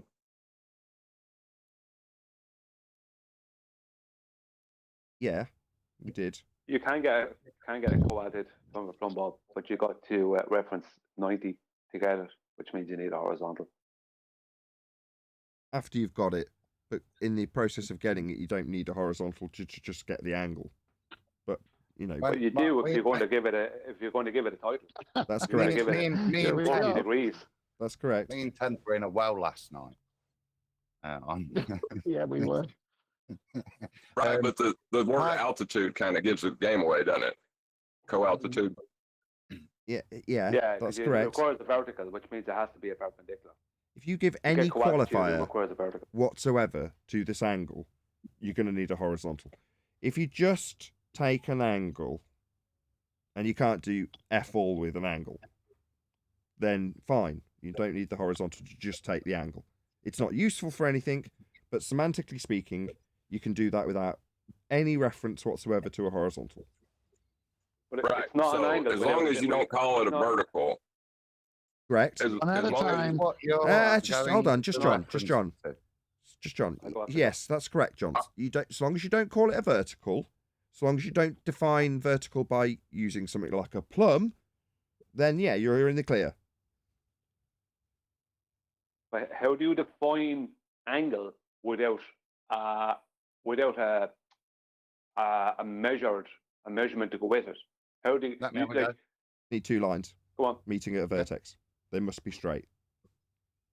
yeah, you can just draw any 2 lines. That's fine. Yep. I don't have a problem with that. Yep, no horizontal needed to do that. Not really very useful in celestial navigation, but at that point, at that moment, no reference to horizontal's been made. you will if you've called it a plumb or referenced vertical. That's where we're at. But you're Can I talking give about a Nathan little is pointing analogy at to something. address it?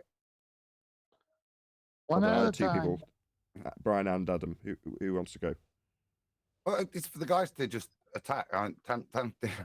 So I've fallen down a well, and luckily the bucket's still there. So I fill it up with water, stick some water in it, mate, and all I'm going to do is phone the emergency services and tell them the angle of the star that I recognise in relation to the rope. And that's all I do, because that's all I can do. I'm stuck at the bottom of a well. I've got this rope, and the information I give them is the angle off the rope for the star. Now, for anybody at this point, I've not referenced horizontal. All I've done is referenced the rope. For anybody to find me, they're going to have to create horizontal, and they can find me from the angle off the rope that I gave them. But to do so, What angle did you they'll give have him, Adam? What angle did you give him? to do so, to find me, they will have to invoke horizontal. But I can make the statement of the angle from the rope to the star. Yeah. From the observer. I'm asking, hang on, let me ask, hang on, 1 second, Eddie, please. Yeah. I'll be quick. What angle did you give them? Because if you are standing in a well and you ring the emergency service and I say, I have a rope and there's an angle to a star or the sun, that is what? What is the angle? It was 15 degrees.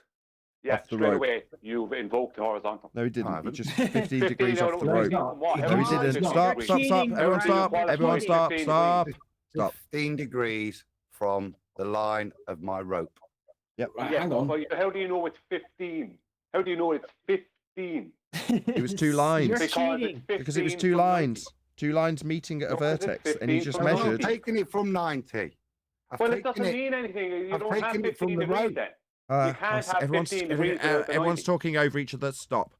Yes, I And can. it's good stuff because Brian's correct. That's right. At the point that he gets the angle, without reference to anything except the rope, it's not useful for anything. And when he gives it to the emergency services, if they're going to use it to find him, they're going to be invoking certain things, aren't they, Brian? Correct. I agree. Yeah.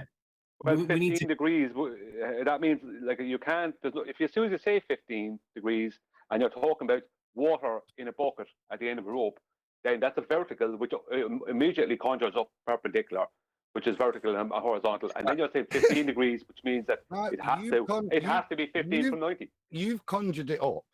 You've conjured it up. I've just given. I don't know. All I know is there's a rope there. Right. I've not Right. orientated it.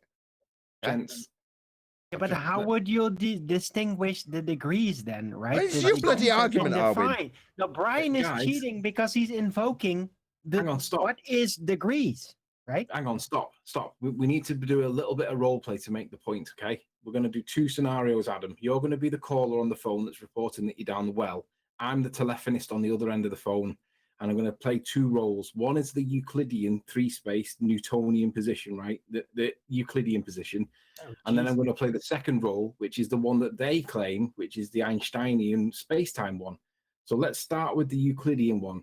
Adam, you make the phone call and you say, I'm stuck down a well. I can measure a 15 degrees to Polaris, for example, and then I will respond and I will say, right, with that angle, I can give you an approximate location and I can probably send troops to you to recover you. Now we'll do it with the Einstein non-Euclidean space-time, curvature space-time position. And then I would say on the phone in response to you, when you say about 15 degrees measured angle, I would say, well, there's no reason that we should use a Euclidean three-space geometric position. We actually live in a non-Euclidean environment where we've got curved lines. Therefore, your 15 degrees cannot apply. I cannot find you with it because I don't recognize that in curved time space, non-Euclidean space-time. I don't recognize your 15 degrees. Therefore, I can't send anybody to you because I don't know how curved the straight line is. Well, hold on a That was second. interesting. That's a problem for them. I will agree, but this problem goes directly to the heart of geometry. I think it's past Like you can't even get into Euclidean or Einsteinian until this is settled.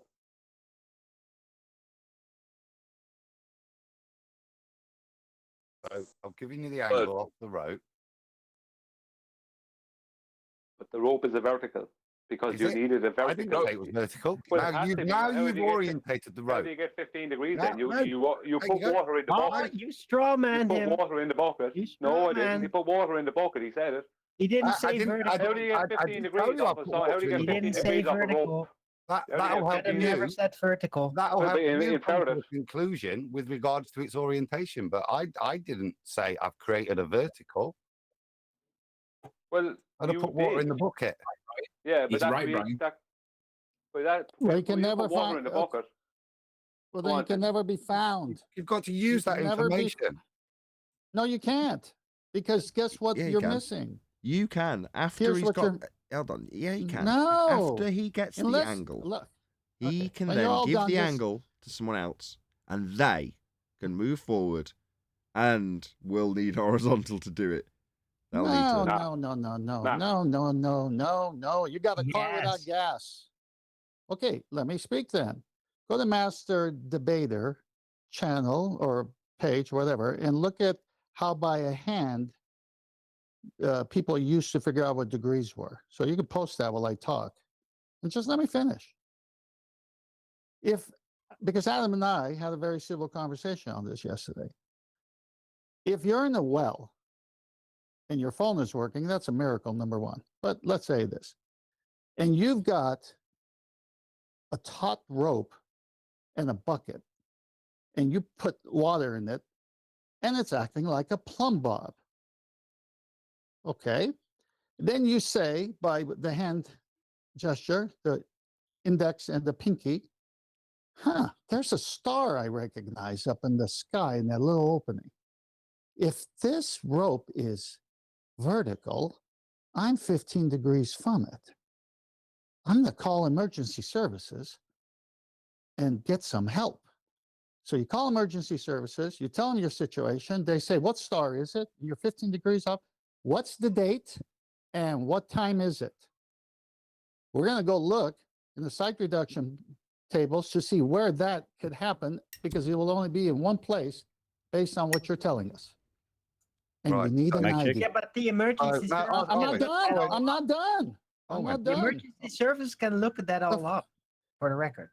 Oh, yes, but if it's not referencing 90, they you've- can't find You've you. misquoted me, 10th. I've got to object in what No, you said. first of all, I haven't misquoted you. I haven't have. been able to You finish. said if I hang a bucket to create a vertical. I didn't say that.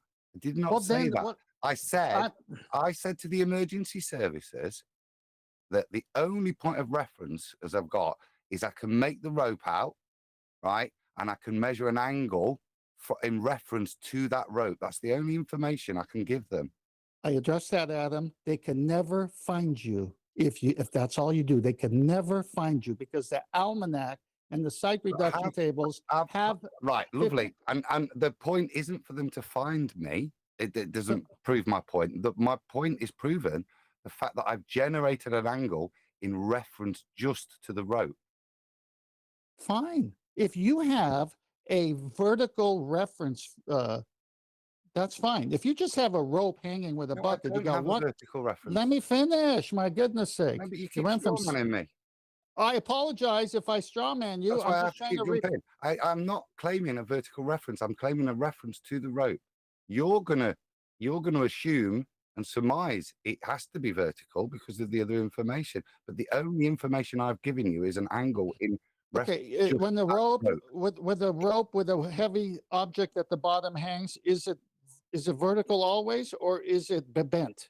I don't know. I'm confused. Can I from left field? No, Come on, Owen, just gentlemen. stay out of it. I want to come in Stop. Three on of your you talking. defense. Stop. Forget it. Why did I even Stop. join? I want Hello. to come in on Hello. your defense. Then. Hello.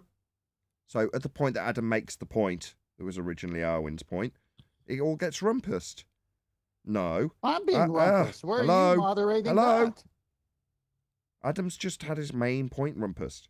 The main point being, at the point for layman at the bottom of the well, who takes an angle from a rope, he hasn't got to infer or imply or utilize anything. He just measures an angle from the rope. You say, yeah, but unless he does X, Y, and Z, you won't get found. That's right. And when you do X, Y, and Z, Excuse me. you're going to rumpus the point that Adam just got rumpused on. I give up. Yeah, please do, because you're wrong. Here's why. Why do you make the call? Get found, he's lost in a well. Well, how could he do that if he doesn't reference the rope to 90 and 15 degrees so they can go look in the almanac to see where that is? He didn't. He won't. He isn't going Then to. why did he make the call? He this is isn't. not a geometry I'm not getting to answer the What? question. Come on. Just, I heard. Why are Why you did he make the cussing, call? Arwen? So do I need it twice? I heard the first Yeah. time. Yeah, Yeah, why you did he make do the need call? it I heard. twice. I don't need it speaking through me twice. I heard it the first time. Thank you. I'll answer now, hopefully without it being repeated a third time through the answer. He didn't have to do anything. He only measured an angle. That's all he did in the well.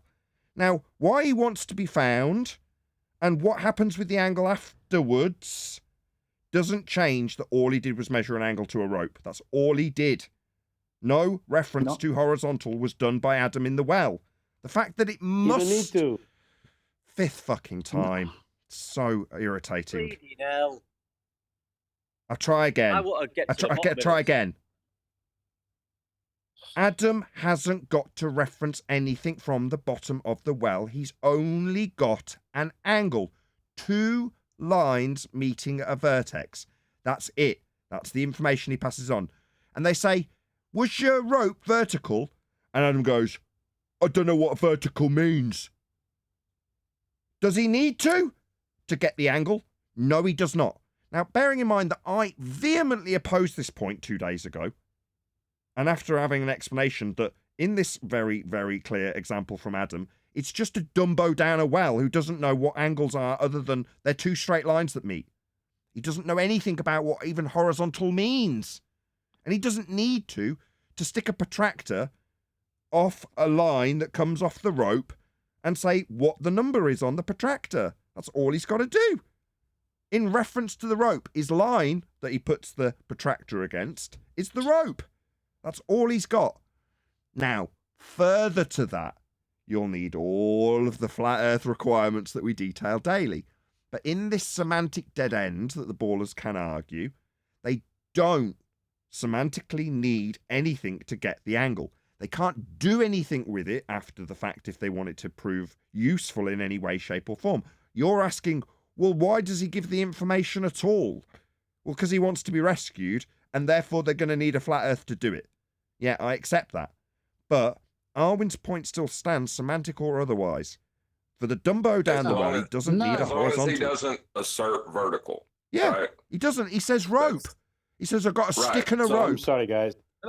Can I please make a point that's kind of gonna break my own original point? But I've realized also because of 10th Man's tenacity in making his point is that how do you measure angles? How do you even learn angles? Well, how I learned it is by realizing the 90 degrees, the vertical and the horizontal.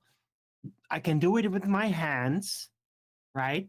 And then I have to estimate, like, oh yeah, 1/3 of the way it's 30 degrees, 2/3 of the way it's 60 degrees, right?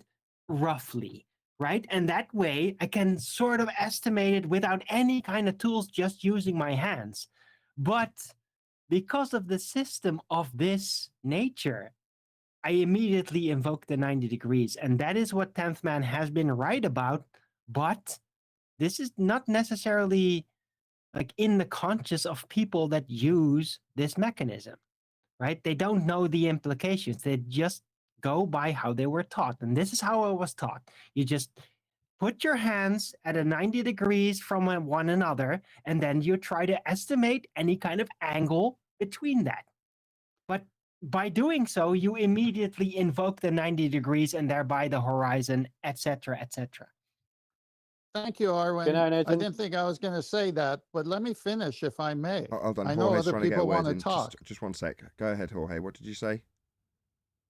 No, if I fall in the well and I look up and I see the sun, I'm on the GP of the sun. No other way I can see any light in the sky from the bottom of a well if I'm not at the GP of it. You just need to look up, and there you go. The reference is always the 90 degree, if you can observe it, though. No, he's got a star that you can just see off at an angle at the top of the well. This is so convoluted. Right above your head, yeah. No, off at an angle. Anyway, the point is, Let me know I when it's realize clear. I realize Arwin's just given a concession. Let's not swoop by that. Yes, very good, Arwin, and you're agreeing with 10th, and we all agree with 10th because this is only useful with reference to the ground. But we took your point, or Adam did, moreover, and took it to its semantic conclusion. He made it right where you failed, basically, Arwin. I don't know if you listened to yesterday's show or not. But Oh, that's okay. I agree. I really appreciate Adam's effort to continue that journey of that, the angle of approach. It's a really good. I was in a example, Ed. really highly inflammable mood that day. And when you bumped into me, you hadn't even seen what had happened before that, Adam. But I was like really like on fire at that moment. So I'm sorry if I like waltzed right over you in that moment. It's very good. that, Okay, Adam, go ahead. I'm sure you had an on point. The point, the reason I took it on wasn't to prove I'm right, because like I said, it did need adjustment. It's a very good way of recognizing, to me, how right we are, but how semantically we're wrong. And this was a semantic argument, not in any way a geometric, because of course I agree. I was just listening to the words and there was critique, and it was just, could you win semantically? Because that's what the ballers do. And this is an extreme case. So I just think, like we said earlier, it's a good teaching tool. I disagree. Right. But their win is going to be very minor, because as soon as they thread outside of that one little virtual situation, immediately the 90 degrees becomes invoked. Right. Go ahead, 10th, then John. Yeah. I disagree wholeheartedly. You didn't win semantically because we agree with you when you don't make the call. The whole context was Arwin's first statement of it, not what people read into it afterwards and say, well, semantic. Okay, fine. Even semantically, I could take a pie that's laying on the table and cut a 15-degree portion out of it. Am I trying to do celestial navigation when I cite 15 degree of that pie of a 360 pie? No, of course not. But if I'm at the bottom of a well, as Arwin put me, and I'm going to cite a star, and I'm going to give an angle reference from a string that's taut, and then I'm going to take a phone and call someone, that gives it context. In that context, we win. If Arwin says, I'm in a well, and I'm using a vertical reference, and I don't know anything about celestial navigation, I don't have a problem. That's just one line, one vertical. Now, the minute he puts his hands up and says, I recognize that star. And let me see. I know a little bit about celestial navigation. That's 15 degrees from that vertical rope. I got a phone that works still. I got one bar. I think I'll call and get some help. Now it changes everything. No, now he's doing celestial navigation using the vertical reference to get the angle, not the horizontal. Or you can use the horizontal to get the elevation angle, and you're left with the co-altitude, which is the vertical reference directly gotten by Arwin in the well. In the context that Arwin brought it up, he was wrong. In the context that Adam is putting it, where he's making no claims, my question is, why is he making a call, and why is he even measuring an angle off of a rope? Adam is making a claim. Well, hold on. It doesn't matter. I want to. You've got to take it to the point of hypothetical absurdity and minutiae to make an example where there's a Dumbo down a well measuring an angle. It's absurd. That's never going to happen. But in that very specific, very nuanced, thought out carefully example, there's no need for a horizontal. That's all Adam's done with that example. Well, I agree with that. I agree.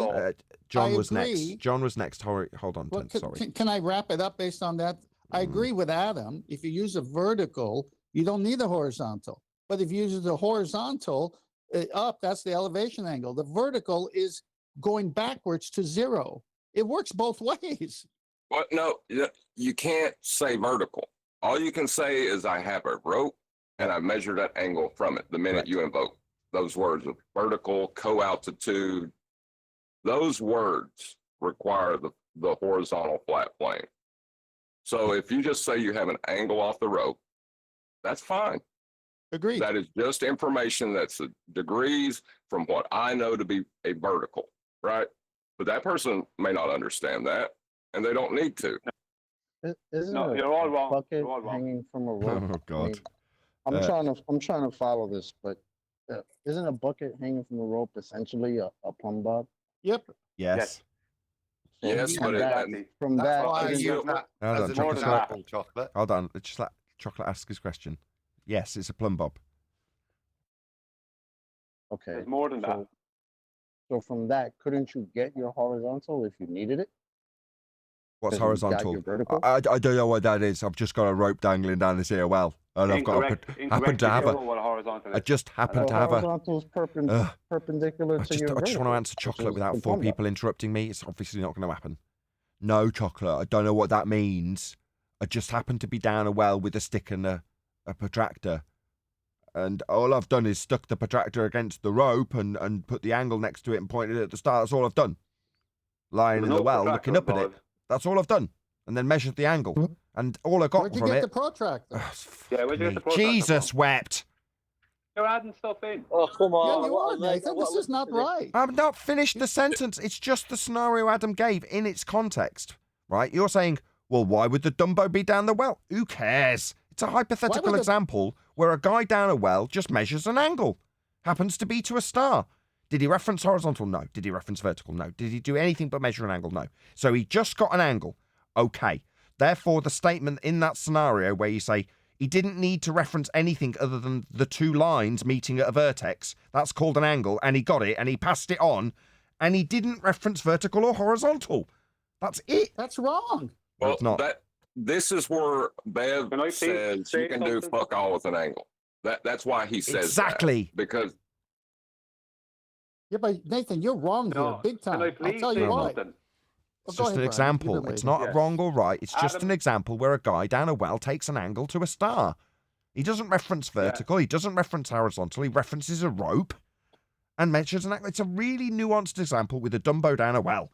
It doesn't have to be real. and it means nothing to him.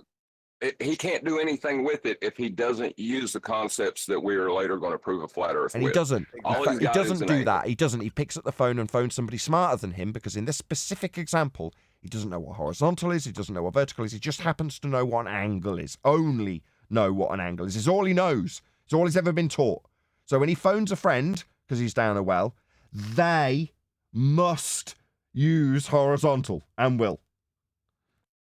So we Yeah, got a can Dumbo I- in the middle. Yeah, let me just quick. We got a Dumbo with a protractor, but he doesn't know what an angle is. Yes. Unbelievable. Yes. Yes. He Unbelievable. doesn't have a protractor. This is the point. Adam said there's a guy down a well and there's a rope with a bucket on it, right? And he said he filled the bucket with water. I'll let go of all that stuff. I'll let go the bucket with the water and making a plumb bob out of the rope, right? There's two problems here. Number one, it's not analogous to the Boros claim, which I'll point out in a minute.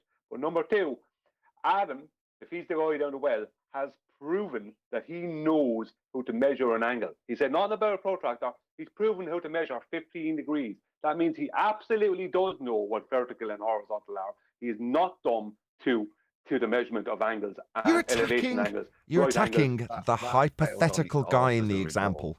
And we understand, let me Adam finish. understands that it's I wasted my nuanced. time. Absolute waste of my time. Why? Why? It's just making an example work to point out that when, as John said earlier, someone like Bev comes along and says you can't do F all with an angle. That's correct if it's just an angle. It needs other things around it to make it useful. But there is a certain circumstance where it can remain measured and still just be an angle. You can't do anything with it. Bev's right in that instance. Adam proved that he knew what an angle was because he was able to measure 15 degrees. That's somebody who knows how to measure angles. It Which wasn't means he's Adam. It absolutely wasn't aware. Adam. Hang It on. was. It wasn't Adam. Adam. It wasn't Adam. It was a hypothetical guy in a well who's Whoever, I don't known to care who all it his is. mates. It doesn't matter who it is. Please, I don't care. please, It's please that, let the I'm going to finish hypothetical- what I'm saying. No, Brian, let me Right. rebut that bit Okay, first. forget about it. Forget about No, it. why are you getting so Oh. upset? Let me rebut that bit first. So, Because I'm not with being able regard- the second time, I'm not being able to Well, get to let's the just final deal with- conclusion. Hold on, And hold the on. whole Adam, thing hold is on. not Let Brian relevant get to the end of his ball I'm saying statement. for a Hello, start. hello. Let Brian get to the end of his statement first and then respond. Go ahead, Brian. I can't handle this. Besides the fact that the person who I don't care if it's Adam, I don't care who it is, right, knows how to measure 15 degrees, which means they're not dumb when it comes to angles. They do know what horizontal and vertical are. They're not stupid. But secondly, the ballers aren't claiming that. The ballers are claiming that they're taking a vertical, right, a zenith, and measuring off of that, and then they're trying to deny the horizontal. That's what their claim is, No, not this. I'll address the second point first. The second point has got nothing to do with what I did. Like I said, it's not a geometry argument. It wasn't an argument with the ballers. It was literally just a semantics exercise based on what happened when I wasn't here. So the first point, I would like to address the mathematical training that the guy in the well received. When I was at school, they didn't get on to verticals and things like that. I never done nothing. I've only just heard those words. Whenever we drew triangles, right, they were just all over, like different. There was nothing up and straight, as you're calling it, yeah. So I only ever Sound just like Mark measured Taylor. angles, but I'm really, really good at measuring angles, and I do it every day. Yeah, that's so you can't attribute. The point I'm saying there is you can't attribute knowledge to me in the analogy. The analogy, maybe I think if we've strengthened it up, all I know is how to measure an angle. I didn't get past the other classes, yeah. Stayed there because I really enjoyed it. A bit thick. That's all right. I'm that thick. I fell down a well, mate. Yeah. And this is not. I don't want to take it into this place. It was, to me, it was just an interesting argument in semantics that is an extreme example of the crap we face, which was why it was fun to take it to that extreme. Could you win semantically? Of course, you can't win in geometry, but Right. for its purpose. The minute that someone with any kind of understanding of reality takes the information that they give them and applies vertical to that rope, they will require a flat plane at that moment. Correct. The absurdity that I'm presenting is the absurdity we face when we're having these arguments with the ballers. Listen to it. Look how we're all right. Because this is the crap that they put out. It's taken to an extreme. It's not just the ballers, though. There are flat earthers asserting you can do fuck all with an angle, which is semantically true. But when you're talking about angles in reality, that's how we navigate this world we live in. Right. Yeah, elevation angles. But if you just demean them and call them angles, it's like, well, yeah, you can take it to a point where they're not very useful. But to do anything with them, you're going to need a flat plane. That's our whole argument.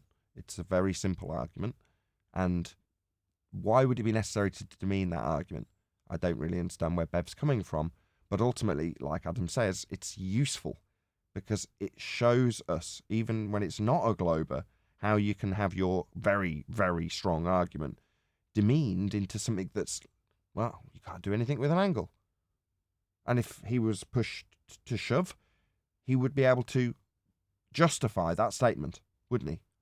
Like we've done. I probably doubt Bev would be put in that position or actually be able to justify it if he was put in the spot to justify it. When asked, I don't think Bev would be able to. We've taken 3 days over it. Right, but when we beat it, you guys refuse to take the loss like the ballers. Well, we agree on everything. I don't know if you guys know this, but we never argue. We like to agree on everything, and that's the problem out there. We're an echo chamber. Just checked in the script. It's kumbaya and over that's here correct. all the time. We still don't agree now, look. It's brilliant. It's a really good I know, topic. 10th. Did you hear that little bomb that he dropped in the middle of that, Adam? It was brilliant. It was great. When two people agree on everything, someone's not thinking. I just thought that I was agree. funny. Can I ask I a agree that we don't stupid agree question? about agreeing. Yes, one deck. Go ahead. Thanks. just based from what you're talking about, so we're basically saying, the moment you say vertical, you have to have the horizontal. That's what we're saying. And the example down the well, once he's given the information and we've established the rope's vertical and he's got 15 degrees, are we saying he can be found then? And then the other question is, why do you have to use the horizon mirror then? We could just purely get an angle, couldn't we? And presume it's horizontal. Because you have a vertical reference that you're using rather than the zero reference, and it works both ways. It's that simple. Because when you do it from the zero reference, the horizon, you're doing an elevation angle, okay? And when you're doing it from the vertical, it's the co-altitude that you get when you minus the elevation angle from 90. So you're using the 90 and working the other way, and you got it right there. But that's why they can't use plumb bobs on boats or bubble sextants, because it moves around too much. You can't do it from a 90 on the boat. That's why you use the stable sea horizon, flat Earth. I don't know why you guys are over here wasting your time measuring angles and stuff, because I heard through the grapevine you could just find your location anywhere on Earth using nothing but a swinging pendulum. What? What? Oh, you don't know? You didn't know that? You No. can find your location anywhere on Earth using nothing but a swinging pendulum. Quoted by Fight the Tight Shirt. Talk us through how you get your location with a pendulum. You want me to talk you through that bullshit? Are you serious? I'm just quoting something somebody said. I know. Yeah, When he made that statement, did he follow it up with a description of how that would be done? I can explain. Well, I didn't. No, but he did say that it was his child that can do it. It was written down. It wasn't a quoted statement. It was something he posted somewhere. I think I still got the screenshot of it, which because it's classic. But yeah, that's what he said. Go ahead, Adam. There was someone from Gilded actually. Did somebody from Gilded have something to add to that? Yeah. He said not him that could do it. It was his child that could do it. I'm pretty sure he's quoted to me. I'm pretty sure he said to me when I was in a debate, his first debate with him, that he taught his children how to find their location anywhere on Earth with just a plumb bob, a swinging pendulum. I'll find it and post it so we're not talking silly. Okay. Give me a second. Yeah, that'd be great. So this is the guy who says he can't see his hand in front of him, but he knows how to swing a pendulum. But is it pendulum or plumb bob? Because you said both. He says pendulum. Pendulum? Okay. Yep. I don't know where to go with this. This is going to be interesting. He also claims to be a subject matter expert on celestial navigation. Oh, yeah. Well, he knows all about how you'll need a flat Earth for that then, don't he? Why take a sextant? Just get a grandfather clock. Well, the claim is that the pendulum swings back and forth, only back and forth. And as the Earth turns at different radial values from the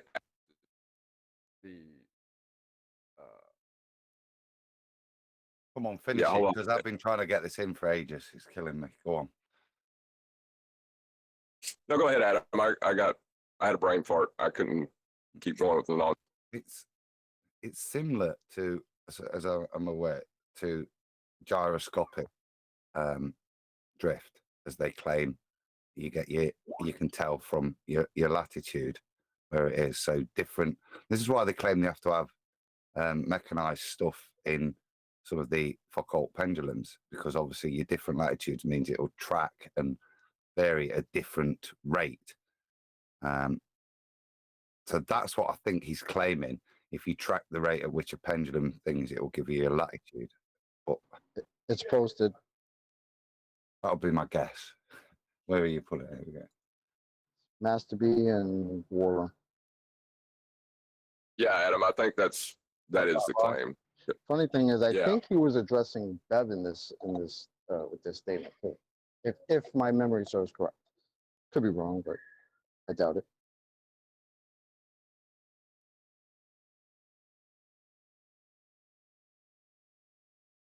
You know, maybe Beb's onto something with the flat earther part, because it seems like just saying flat earth triggers people into globe defense, you know?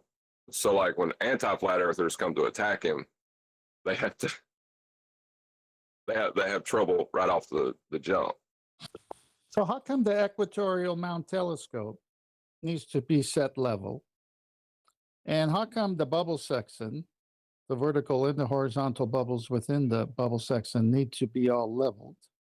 And why is the navigator on the ship using the mariner section swinging back and forth, the sun barely kissing the surface of the horizon so he could establish 90?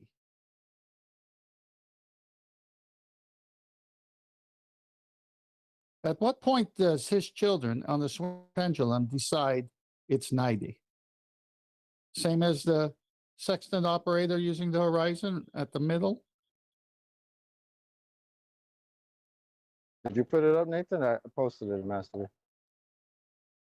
I mean, if hadn't, that's what but I he's will now. referencing, I don't have a problem with swaying the sextant on the horizon with the sun. And when it's barely touching the surface, that's when you know it's perpendicular. You got your 90. Yeah, I got no problem with that. It proves flat Earth.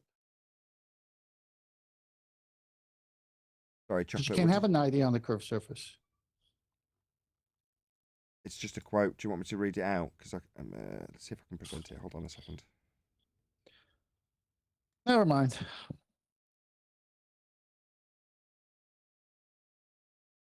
Okay, did you want to read it out, Chocolate? Yeah, sure. Give me 1 sec. Let me read it out verbatim. Really short. So this is Fight the Flat Earth, aka Fight the Tight Shirt. Why? My kids can calculate their position on the Earth exactly using nothing but a swinging pendulum. Why should I go to jail for that? End of quote. I'd love to know how. On screen, this is the claim. There we go. So fundamentally, the fundamental part of the claim is that the Earth rotates underneath. But just because the location is secret doesn't mean it can't be found. In fact, its latitude can be determined by virtue of the time a Foucault pendulum takes to complete one full circuit at that point, as the protagonist trio of the novel knew well. So it's like it's pretty much as we were saying, and then it will give you. That's how you get your latitude. Regarding longitude, it's enough to know the time. Yeah, well, you did get that from the sun, can't you? Does that still check out if your pendulum's moving in a figure 8? Seriously, just what a ridiculous claim. Because, like I say, okay, I mean, you'd need really complex equipment just to even try and pretend you were doing it.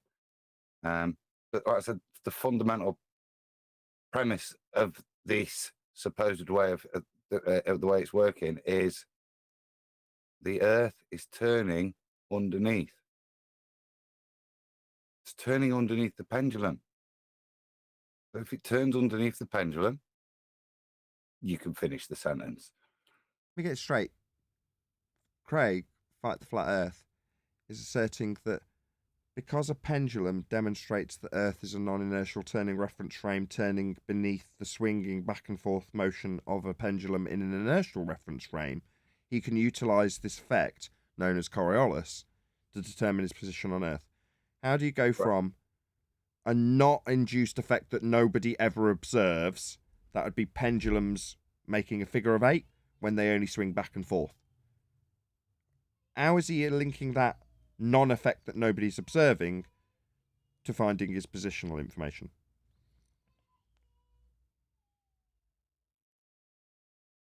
Anybody? Say that again, Nathan. I just want to make sure that I'm answering exactly what you're asking. He is asserting that a non-effect, that would be the figure of 8 motion, that is claimed to be observable in a pendulum. So he's saying, let's just lay this out. Because the pendulum seems to drift, because Earth turns underneath the inertial frame the swinging pendulum is in. Therefore, Earth is a non-inertial turning reference frame turning beneath the pendulum for us to observe it seem to drift, move in a figure of 8 motion. Now, number one, that doesn't happen. Pendulums don't do that. But number two, if he's saying it does happen, I want to A, know how he's asserting that an effect we don't observe can give him positional information. Well, it would be very difficult for that information to be obtained if we don't observe the effect in the first place. Pendulums move back and forth. The assertion that we will see them drifting because they move back and forth, but we rotate underneath as a non-inertial turning reference frame, I want to see that. So I'm going to call Craig out if that's what he's saying. I want to see a pendulum showing not actual deflection because Earth is rotating beneath it as a non-inertial turning reference frame. This effect is called Coriolis. It's very much a globe Earth claim. I want to see it happen. I want Craig to show me it happen. I want Craig's kid to show us it happen. And when he shows that Earth rotates underneath pendulums, I'll point out that that would shorten flight times then. Because if Earth's rotating under the back and forth motion of this pendulum your kid's using to find his positional information somehow, then Earth's rotating underneath planes. Because that would mean there's an inertial reference frame and a non-inertial reference frame turning beneath pendulums and aeroplanes and gyroscopes and hot air balloons and balls if you throw them to induce not actual deflection, the same not actual deflection he's claiming his kid uses. No, Craig, I'm calling you out as a clown who doesn't understand A, what pendulums do, and B, that by inference, if you see deflection in this pendulum, then you're claiming Earth turns underneath it. And if it turns under the pendulum, it turns under helicopters, you stupid idiot.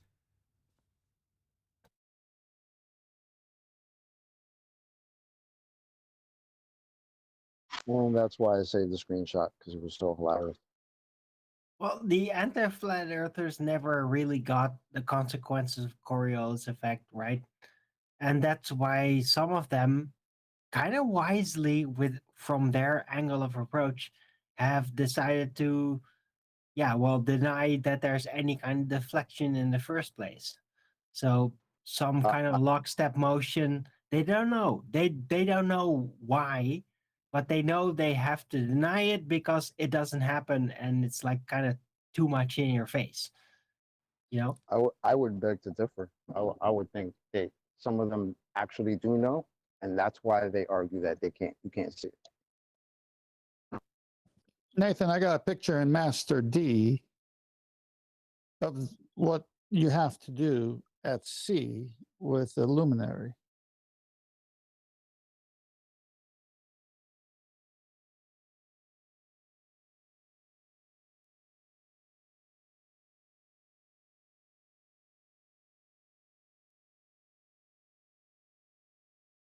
See that?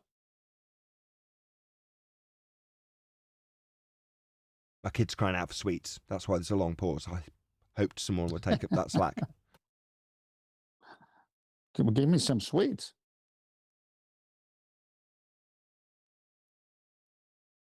The Halloween sweets, isn't it? So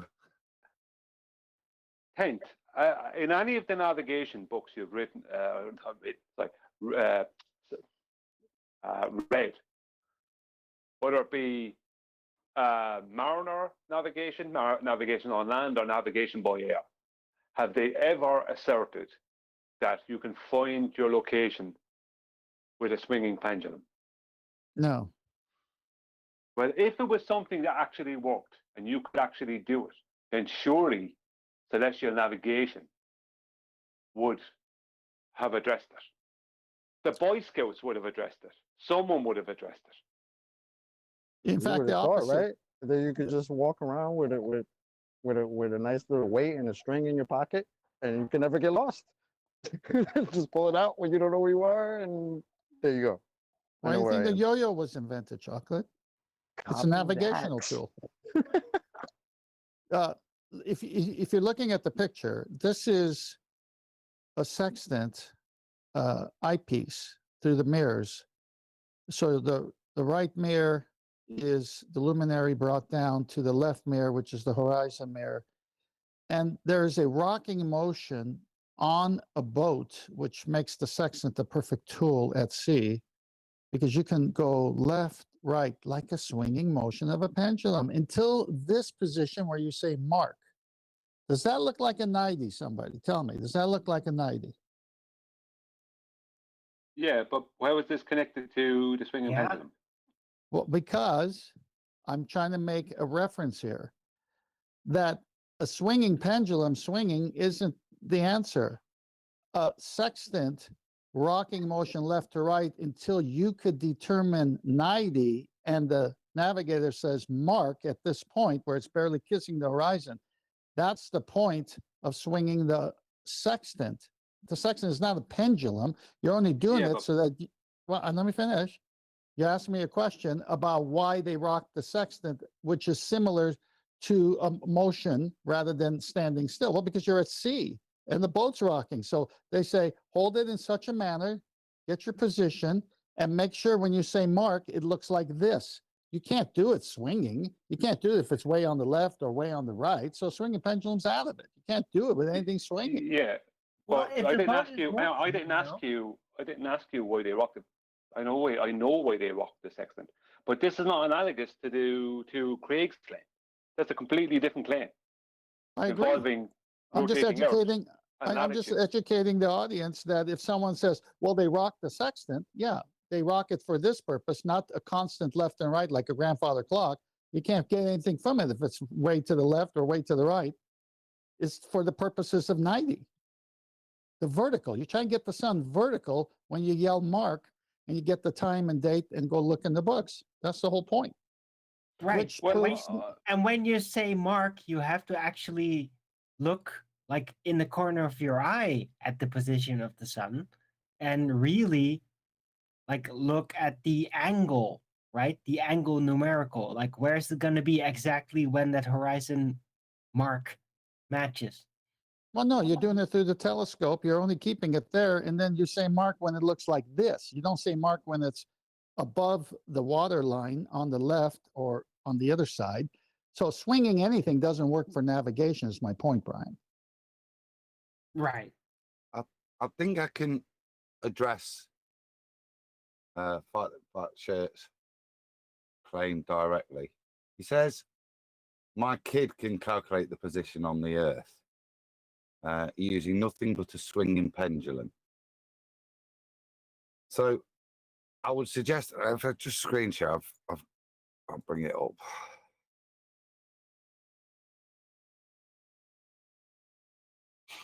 Okay.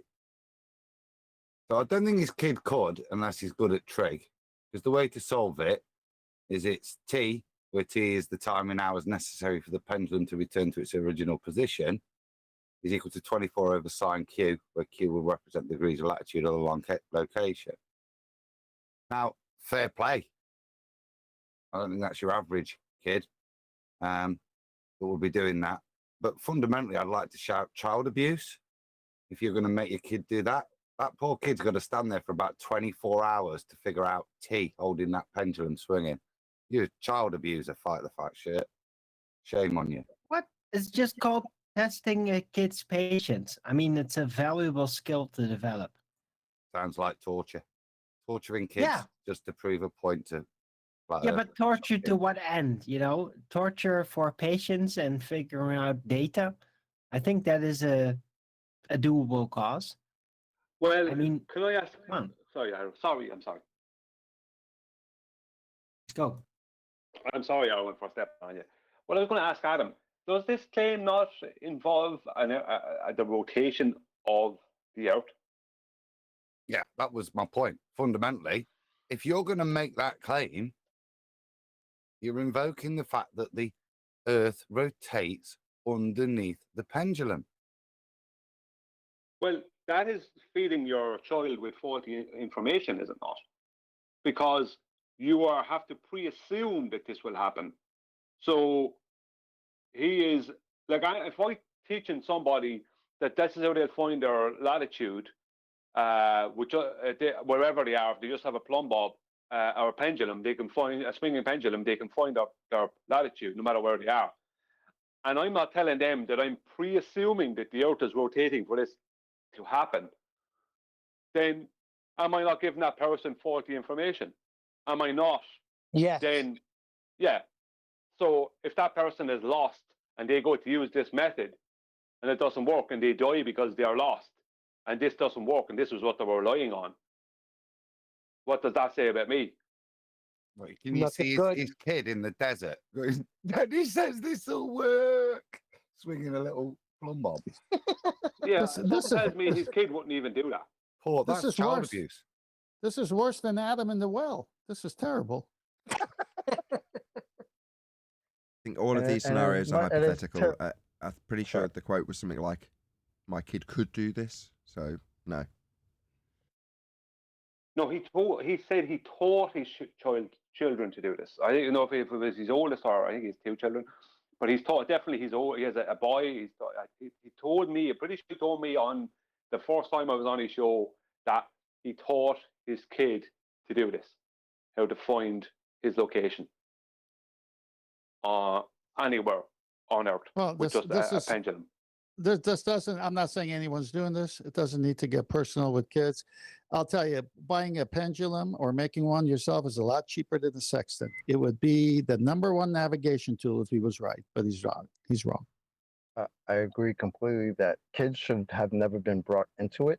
The problem is that Absolutely. he was the one who initiated that by calling Bev a child abuser because Bev said that he teaches his kids that level is horizontal. That's correct. Yeah. And that's child abuse, according to Fight the Tight Shirt.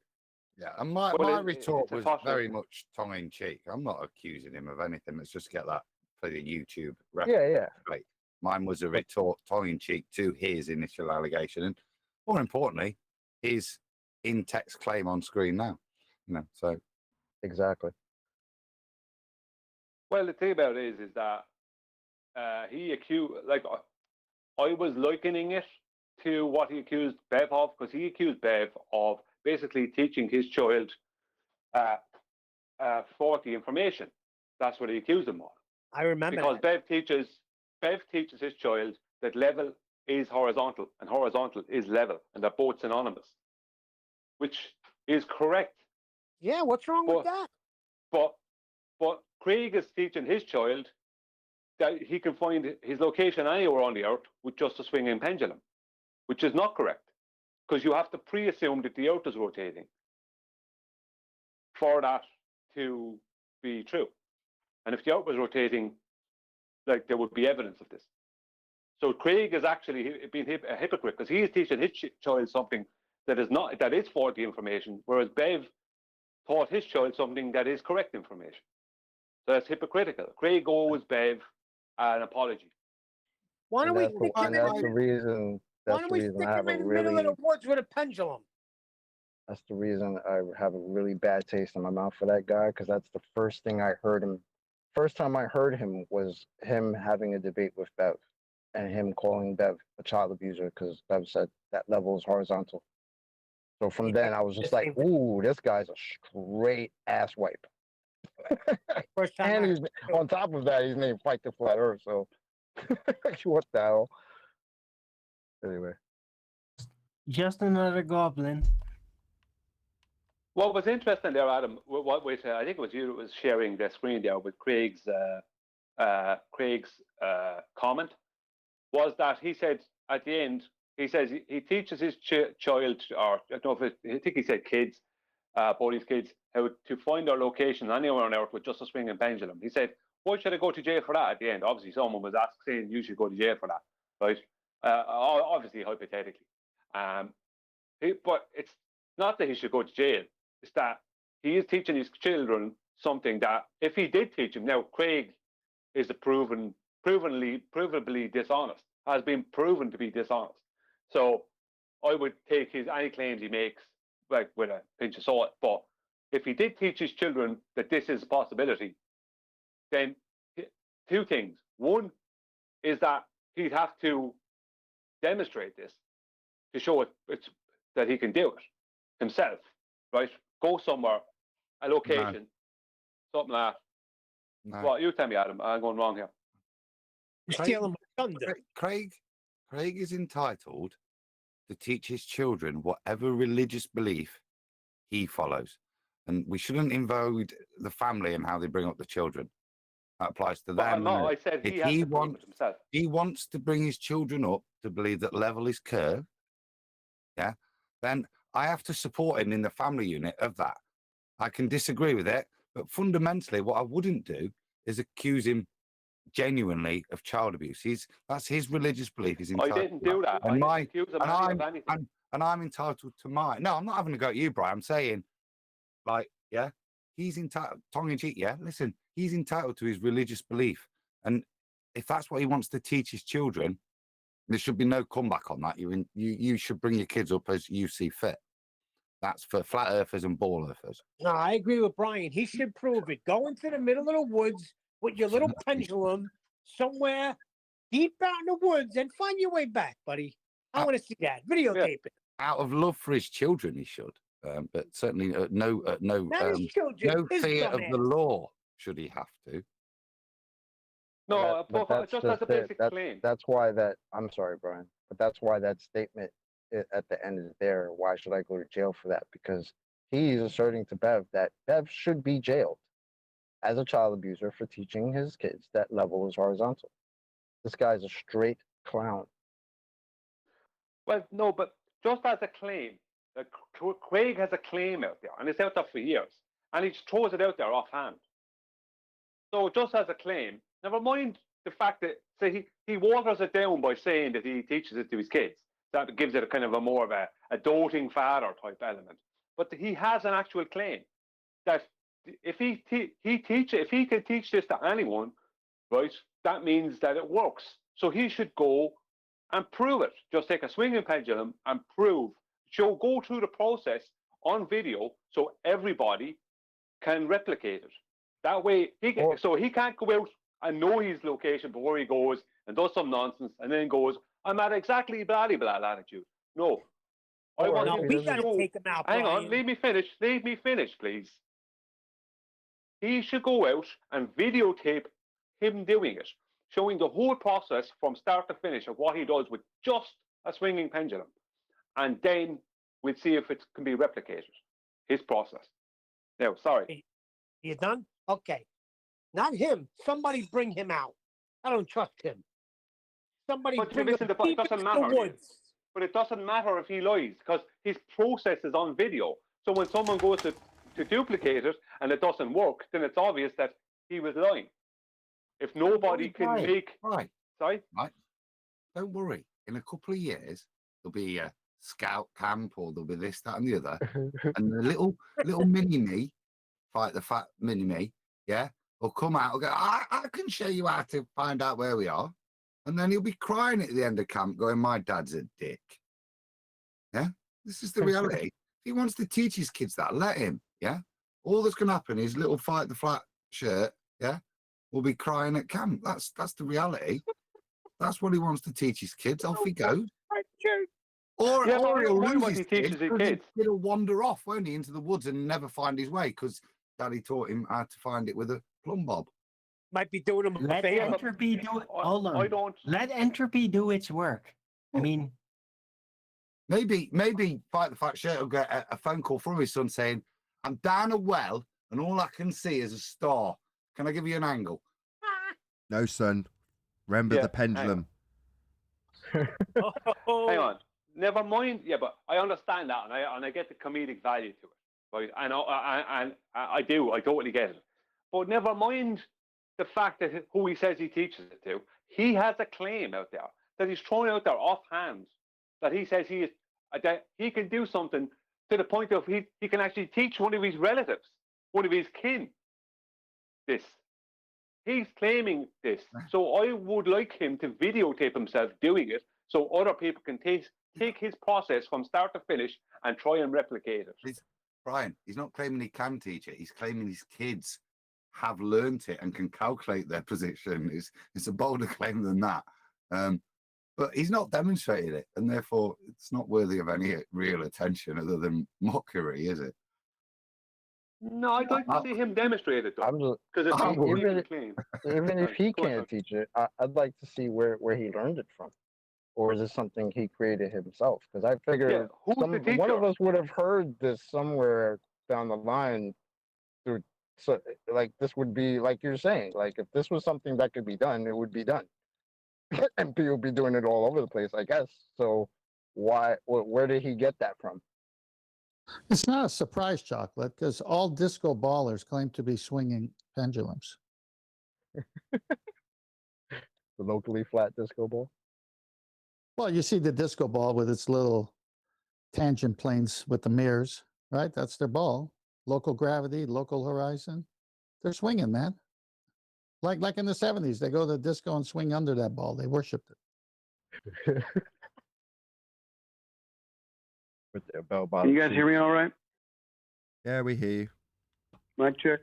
Okay, terrific. I have a kind of a question / comment on Coriolis before we get too far away from this particular idea with pendulum stuff. Number one, we've got a guy in 24/7 named Matthew Learn. Some of you guys know who he is. He claims to be a mathematician, computer science guy, but he claims that he calculated the, deviation, rotation of the Earth, whatever, to be 0.03 3/100ths of a meter per second squared. Now, I'm not a great mathematician. I didn't pay much attention, so I know some of you guys are really good with this. What is he trying to claim in through 0.03 hundredths of a meter per second squared? Because I asked him where he got that. He wouldn't back it up. But does that mean every time that you square the second over a duration of time, that exponent multiplies by itself and then by the 0.03 100ths? I'll tell you where he got it. He calculated it up himself based on his belief. That's where he got it. He didn't get it anywhere else. It didn't come from reality. He didn't measure anything. He calculated what would happen if he was on a globe and it was rotating at this rate, according to what he believes. And he's a mathematician. So that's what he did. Oh, he fair calculated enough. up something Yeah, based on his abilities and a belief. I'm just asking what that means. I'm really. Can you repeat exactly what he said again? Just say 0.03 100ths. Say it again.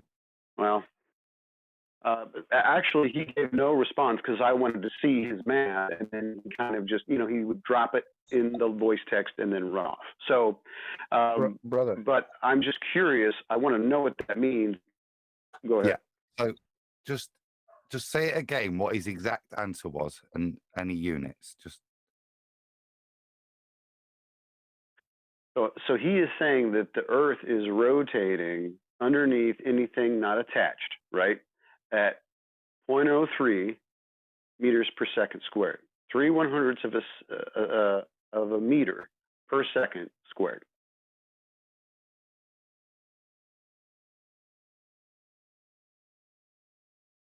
Doesn't matter what he says, it's a calculation, it's not reality. Sure. Totally. Well, I think that sounds incredibly slow. Well, Adam's doing the math as you speak, but let's just wait and see what he comes up with and how he got that calculation that he made out of thin air. I'm curious because I know this Matthew Learns guy, and it's curious that now he's making calculations for the rotation. I could have sworn I've heard him say, well, he can't prove that it's rotating in any way, shape, or form, but he believes it. Therefore, he goes with that. So Where'd it's they weird get that their R value from? now he's got a calculation. It's curious. Yeah, where'd they get their R value from anyway? It only exists in the maths. That's Well, where it lives. It lives in that dimension that we don't experience. So they can say anything.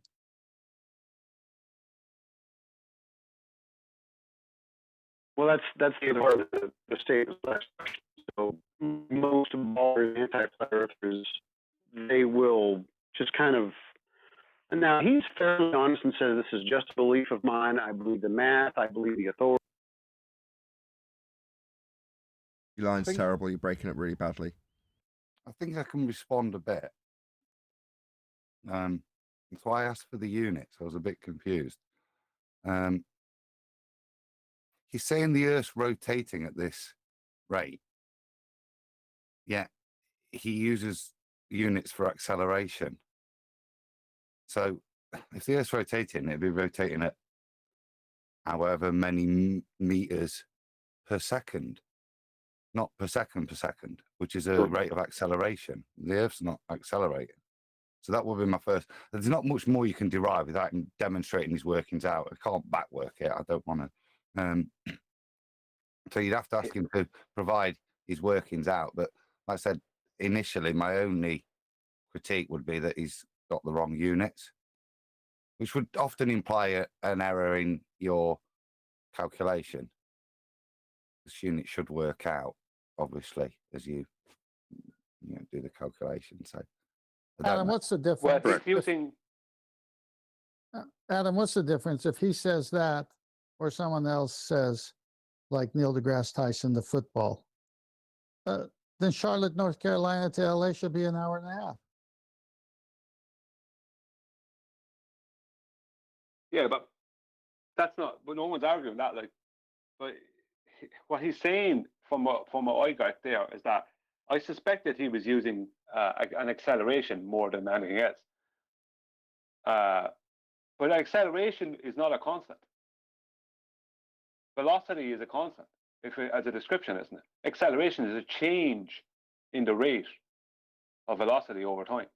Exactly. It's per second, and that's what he said, meters per second squared. And that's why, therefore, that whatever speed it is, it's getting faster each second, isn't it? So I'll give you the example. An object experiences a constant acceleration of 1 meter per second squared from a state of rest. Then it achieves 5 meters per second after 5 seconds, and 10 meters per second after 10 seconds, because it's accelerating at a rate of 1 meter per second squared. Well, So, if we give Adam, the benefit of the doubt, sorry. Better hold on.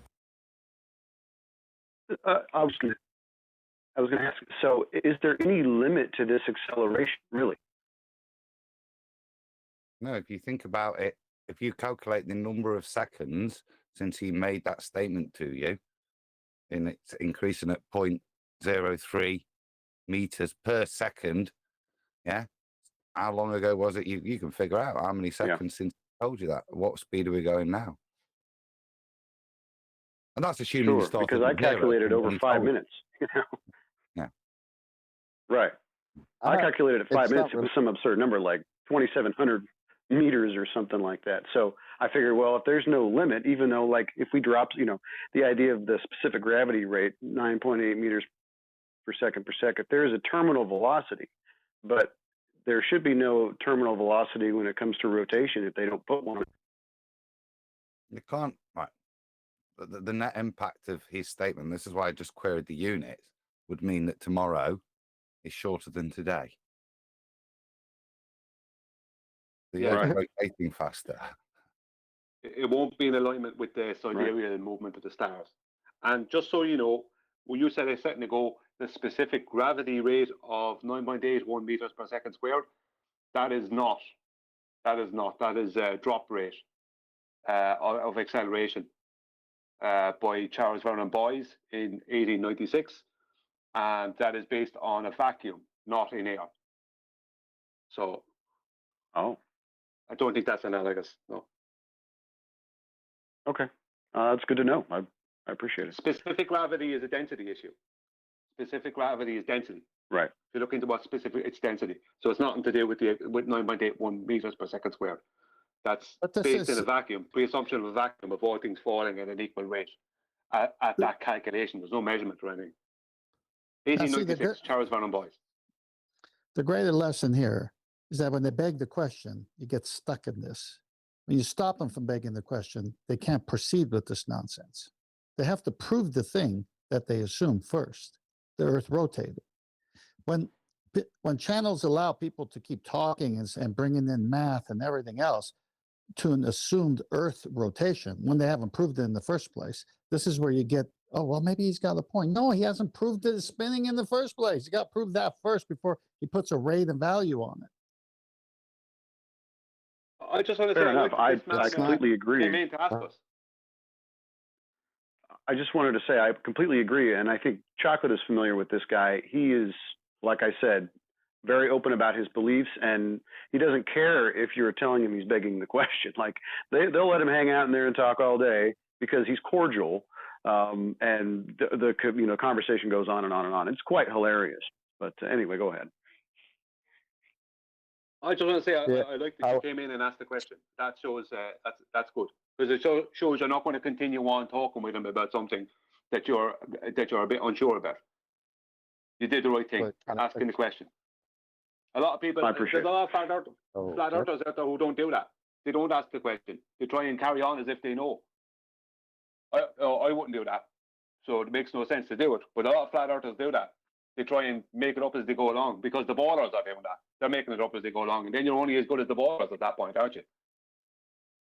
Yeah, no doubt. Chocolate, what are you trying to say? No, I was just saying it's not related to this topic, but I have a kind of a funny audio clip with Matthew Learns in it from 24/7. I posted it in Master B and War Room. Nathan, if you want, short, kind of funny. Could I ask Adam a quick question just before Nathan goes press play on that?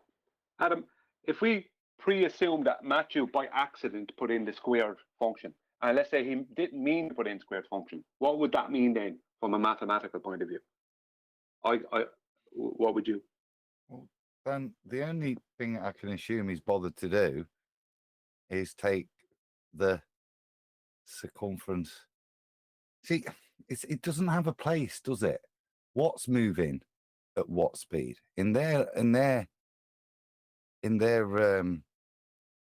world? It's all moving at different speeds, isn't it? Because there's different rotational speeds relevant to the axial. That's correct. Circuit that they create. So I don't know. You can only assume it's to the equator.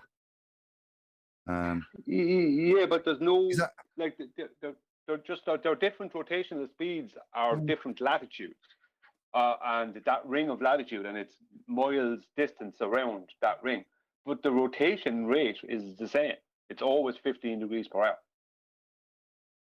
Yeah, So no, the but rate he didn't. His units weren't degrees, were they? They were meters per second squared. So if you're just going for meters per second, yeah, but if you're going to use 40,000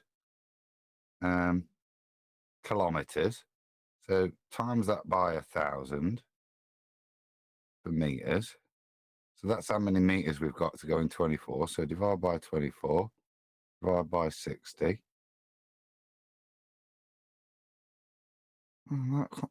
So I don't know. I think the only thing I could ask is for him to show his workings, please, and then you can work out what he's deriving. And like I say, it doesn't make sense. That number seems too low for any rotational speed anywhere other than like the North Pole. So, what else is there to understand? I'm failing to see it. Yeah, I don't know what that straight line is. What it would be on a globe. So there isn't one on the globe. No, I understand. Snacks in the back. I don't know what that Did you hear that? Yeah, I heard that. Yeah, that was a good one. Well, okay. What would the straight line be on the globe? There you go.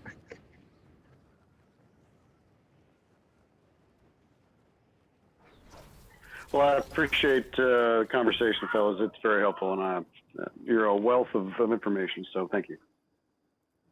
Thank you very much.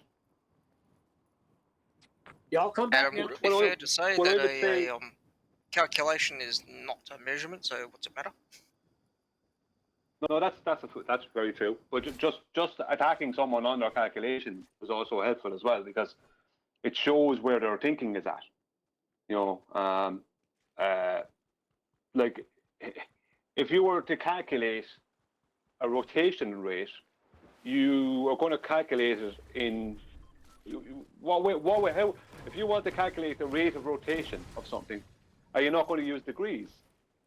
Because other than that, you're only going to use one rotation over a period of time. So that would be one rotation of the globe every 24 hours. Other than that, you're going to use, if you're going to break that down, you're going to use degrees, are you not? You can use degrees or, degrees per second, or you can, and this is the point in terms of different latitudes, isn't it, on the ball. You can express that.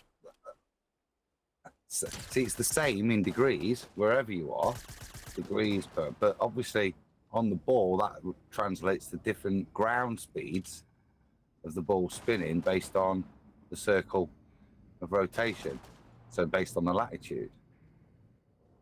So if you would express got a table of latitude against degrees per second and miles per meters per second, then the column for degrees is 15 for everybody based on the latitude, but it'll be very different for every single latitude, wouldn't it? It'd decrease as you travel away from the equator. Yeah, the degrees would encompass a different statute mile distance. Not statute mile, no, because it's miles per second. You're expressing it just in those units. Yeah, but you'd have to use the statute mile distance of that latitude. Well, the mile's still the same. The mile's still the same. It's just number of miles in that circle for that latitude, isn't it? That decreases. Yeah. Therefore, the amount to achieve 15 degrees means you've got to travel less miles on a higher latitude. Hence, your number of miles or meters per second would decrease with latitude and be at its peak at the equator. But all of those units, if you express them in degrees, would be 15 degrees per hour. Yeah. Well, what are we asking the question of? What rate a latitude is, which is basically one circle, one consistent circle on a sphere is rotating at, or is the question, what rate is the globe rotating at? That's the thing about it, isn't it? I mean, what rate is the globe rotating at? No one's asking what rate is your latitude rotating at. No one's asking that. It's that the claim is what rate is the globe rotating at. That's the thing they're supposed to be producing, right? But that is begging the question that it's rotating for us, Art. Exactly. If you want to express the whole thing, then you get to that tricky point. Which part of the sphere do you want to designate as its rotational speed in meters per second?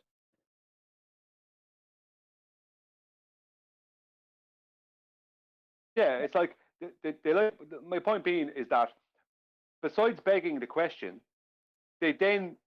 what they want to do is go straight to a latitude rate of rotation, when the rotation is the rotation of a whole singular body, which would be a spherical Earth. That's the rotation rate. Yeah. So if you're going to talk about so if you're going to do that, then that's why you have to express it in degrees per hour, because if you're going to express it in miles per hour, that varies within that body because of its geometry. So when you're talking about the whole body, you would just express it in degrees per hour because there's implications if you want to pin a number on it. Exactly. Yeah. Exactly. So I was gone for a while. Did we get proof of Earth rotation or something? No, we're still talking about the same pendulum nonsense.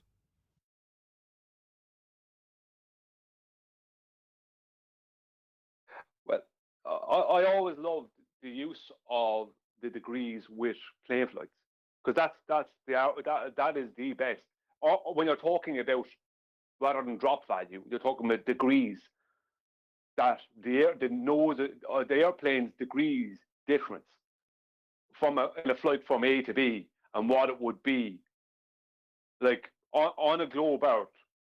taking away the whole taking off part being very tricky due to rotation.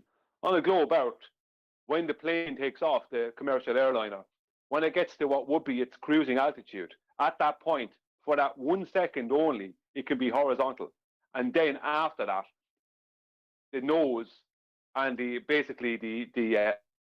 orientation of the airplane has to have an accumulated pitch below horizontal consistently until it reaches its destination. So planes fly, we all know, commercial airliners fly, all planes fly with the nose slightly above horizontal by a few degrees, depending on their speed.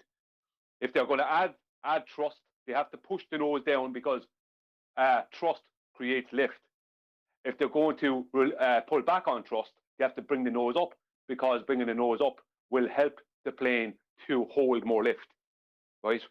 So when they're flying at cruising altitude, they fly horizontally. The plane, due to the lift effect, this is not something the pilot does for the laugh. Due to them needing to fly horizontally or wanting to fly from A to B, to fly horizontally, the plane has to have its nose above zero. So it has to be, as an average of commercial airliner, has to be 3 to 5 degrees above horizontal. The thing about that is, anything below horizontal is officially considered a descent. So if the nose of your plane is 1 degree below horizontal, then officially you're descending. That means you're coming down to the earth, officially. Wow. So to fly right horizontally, all the airplanes have to fly with their nose several degrees above horizontal. The pilot will change the degrees based on the amount of thrust they have, right, or take away. But on the globe Earth, to fly from London Heathrow to Los Angeles International, LAX, which is an 11-hour flight, the pilot has to end up, I think it's either 70, I can't remember exactly, I did the maths before, 78 or 87 degrees below starting horizontal at cruising altitude. So on the globe Earth, to get from, this is not taking rotation into account, just to get from London Heathrow to LAX, California, Southern California, the pilot has to end up with the nose of the airplane 78 degrees, I'll go with 78 degrees below horizontal. That's how it would have to fly on the globe. There is no other way around that. That is facts in the story. But the lift effect makes that impossible for a start, number one. And number two is every single airplane flight ever proves the existence of that happening. That's why I think airplanes are, without a doubt, because airplanes measure a distance. An air flight is a distance. So they're measuring a distance, horizontal distances in the sky, every day, thousands of times, every day. I was going to say, I'm starting to agree with you. I think that's the best proof ever. Well, for the layman, it is. If you want to give that to somebody, like a relative or a friend or just a stranger, ask them about an airplane. Even if someone has never been in a plane, ask them to research how the airplane flies, what the lift effect is. Research, do planes fly with their nose above horizontal? They do. I mean, you will get all that information there. You know, the chord line of the wings, you can get more technical about it if you want. But that is one of 4 or 5 different things that this completely disproves the Earth is a spinning globe using airplanes. Another one is Adam's one. Right? I'm going to say it because Adam is here and it deserves. I mean, I can't believe this doesn't get more attention, but I'm going to give it way more attention coming up in the future. Adam went up in an airplane, flew across Europe for a couple of hours, right? And he had an accelerometer and he set the direction of down. He calibrated it and set the direction of down. That accelerometer didn't change its direction of down, right? With the exception of would be the exception of if you had it set as you're taking off and landing. Other than that, it didn't change its direction of down at all to match a globe. To match a globe, that direction of down has to constantly change because it constantly has to point towards the center point of the globe. Accelerometers hold down, they reference down, and if they don't change that direction of down when you're flying, that means you're not flying over a spherical object, because they would have to, all the direction of down, you can treat it as your zenith, has to become a nadir to the center of the globe. So if that accelerometer is not changing its direction of down during your flight, your commercial flight, that means you're flying over a horizontal plane. Right, you're flying Adam, over that was flat Earth, genius. man. Yeah, I just want to call out Adam for that, because that was a genius thing to do, and I wouldn't have thought of doing that with an accelerometer. Well, thank you Should for we- that. Are we going to change his name to the genius, Adam Meakin? If you want, that was excellent. The thing I like about that is that I also juxtapose it with, like you said, about straight and level flight. And that's my accelerometer confirming no angle change in the plane. But also the gyroscope that the pilot's using is keeping him straight and level. So we know that it's just, when we say straight and level, we're talking about a straight line vector of path that's defined and demonstrated by the accelerometer and by the artificial horizon in the cockpit. Because that is, let's say, a gyroscope, and that's what he's using. That's defining that straight line vector.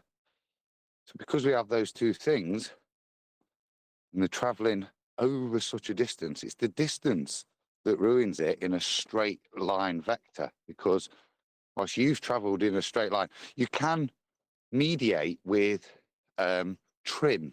So you don't have to alter your, you can alter your altitude without altering the angle of attack, put simply, with trim. And that's often what they'll do. For large passenger planes, you can just drop a little bit of power, which, you know, which drops you upward thrust, and that'll bring you back if you're a small bit out. Or you can, you know, tweak the wings just a little bit. The airons, isn't it, I think. And that's the excuse the ballers would use. Oh, you can maintain the altitude. And it's easy enough to do because you've only got 8 inches per mile to deal with. If you correct it, yeah, but they're not correcting it. They're flying in a straight line. Now, I said the altitude's arguable. For me, it's the fact that you've travelled over a ball in a straight line vector. The orientation of down is now different to your starting position. But you have, as confirmed by a gyroscope and accelerometer, travelled in a straight line vector, which would have an implication on the ball for down. They have done. Yeah, the thing about it is that if you fly over a globe or a horizontal plane, you will still be holding a constant altitude. So the whole altitude argument means nothing because you're just holding a constant altitude. It doesn't change anything. You would have to do the same whether it be over a horizontal plane or a globe. So that's a non-argument straight away. And that's a rubbish argument from them. That's begging the question that it's holding a constant altitude above a globe. So they're begging the question with that. But it doesn't change. You'd have to do the same over a horizontal plane. That ends their argument there. But what you did with the accelerometer was really good, because I learned about the accelerometers, the 2 types of accelerometers, and how they don't have anything to do with gravity or any other nonsense. I went through all the process. But you're thinking of what the fact that you brought it onto the plane and thought about doing this was really, really brilliant.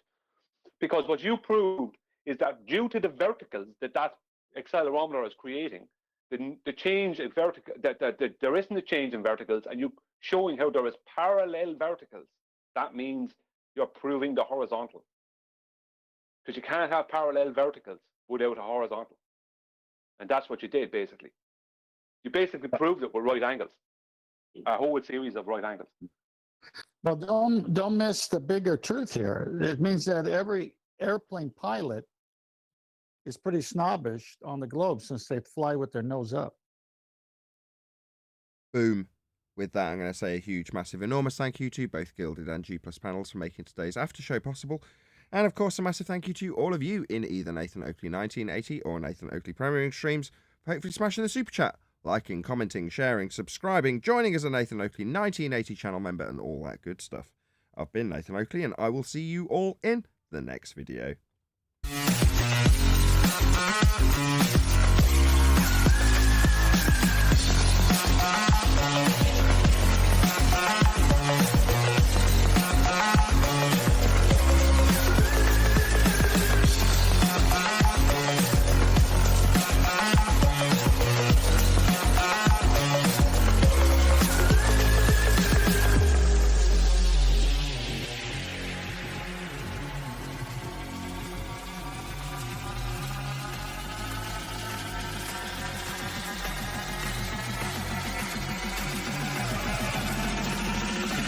what a name!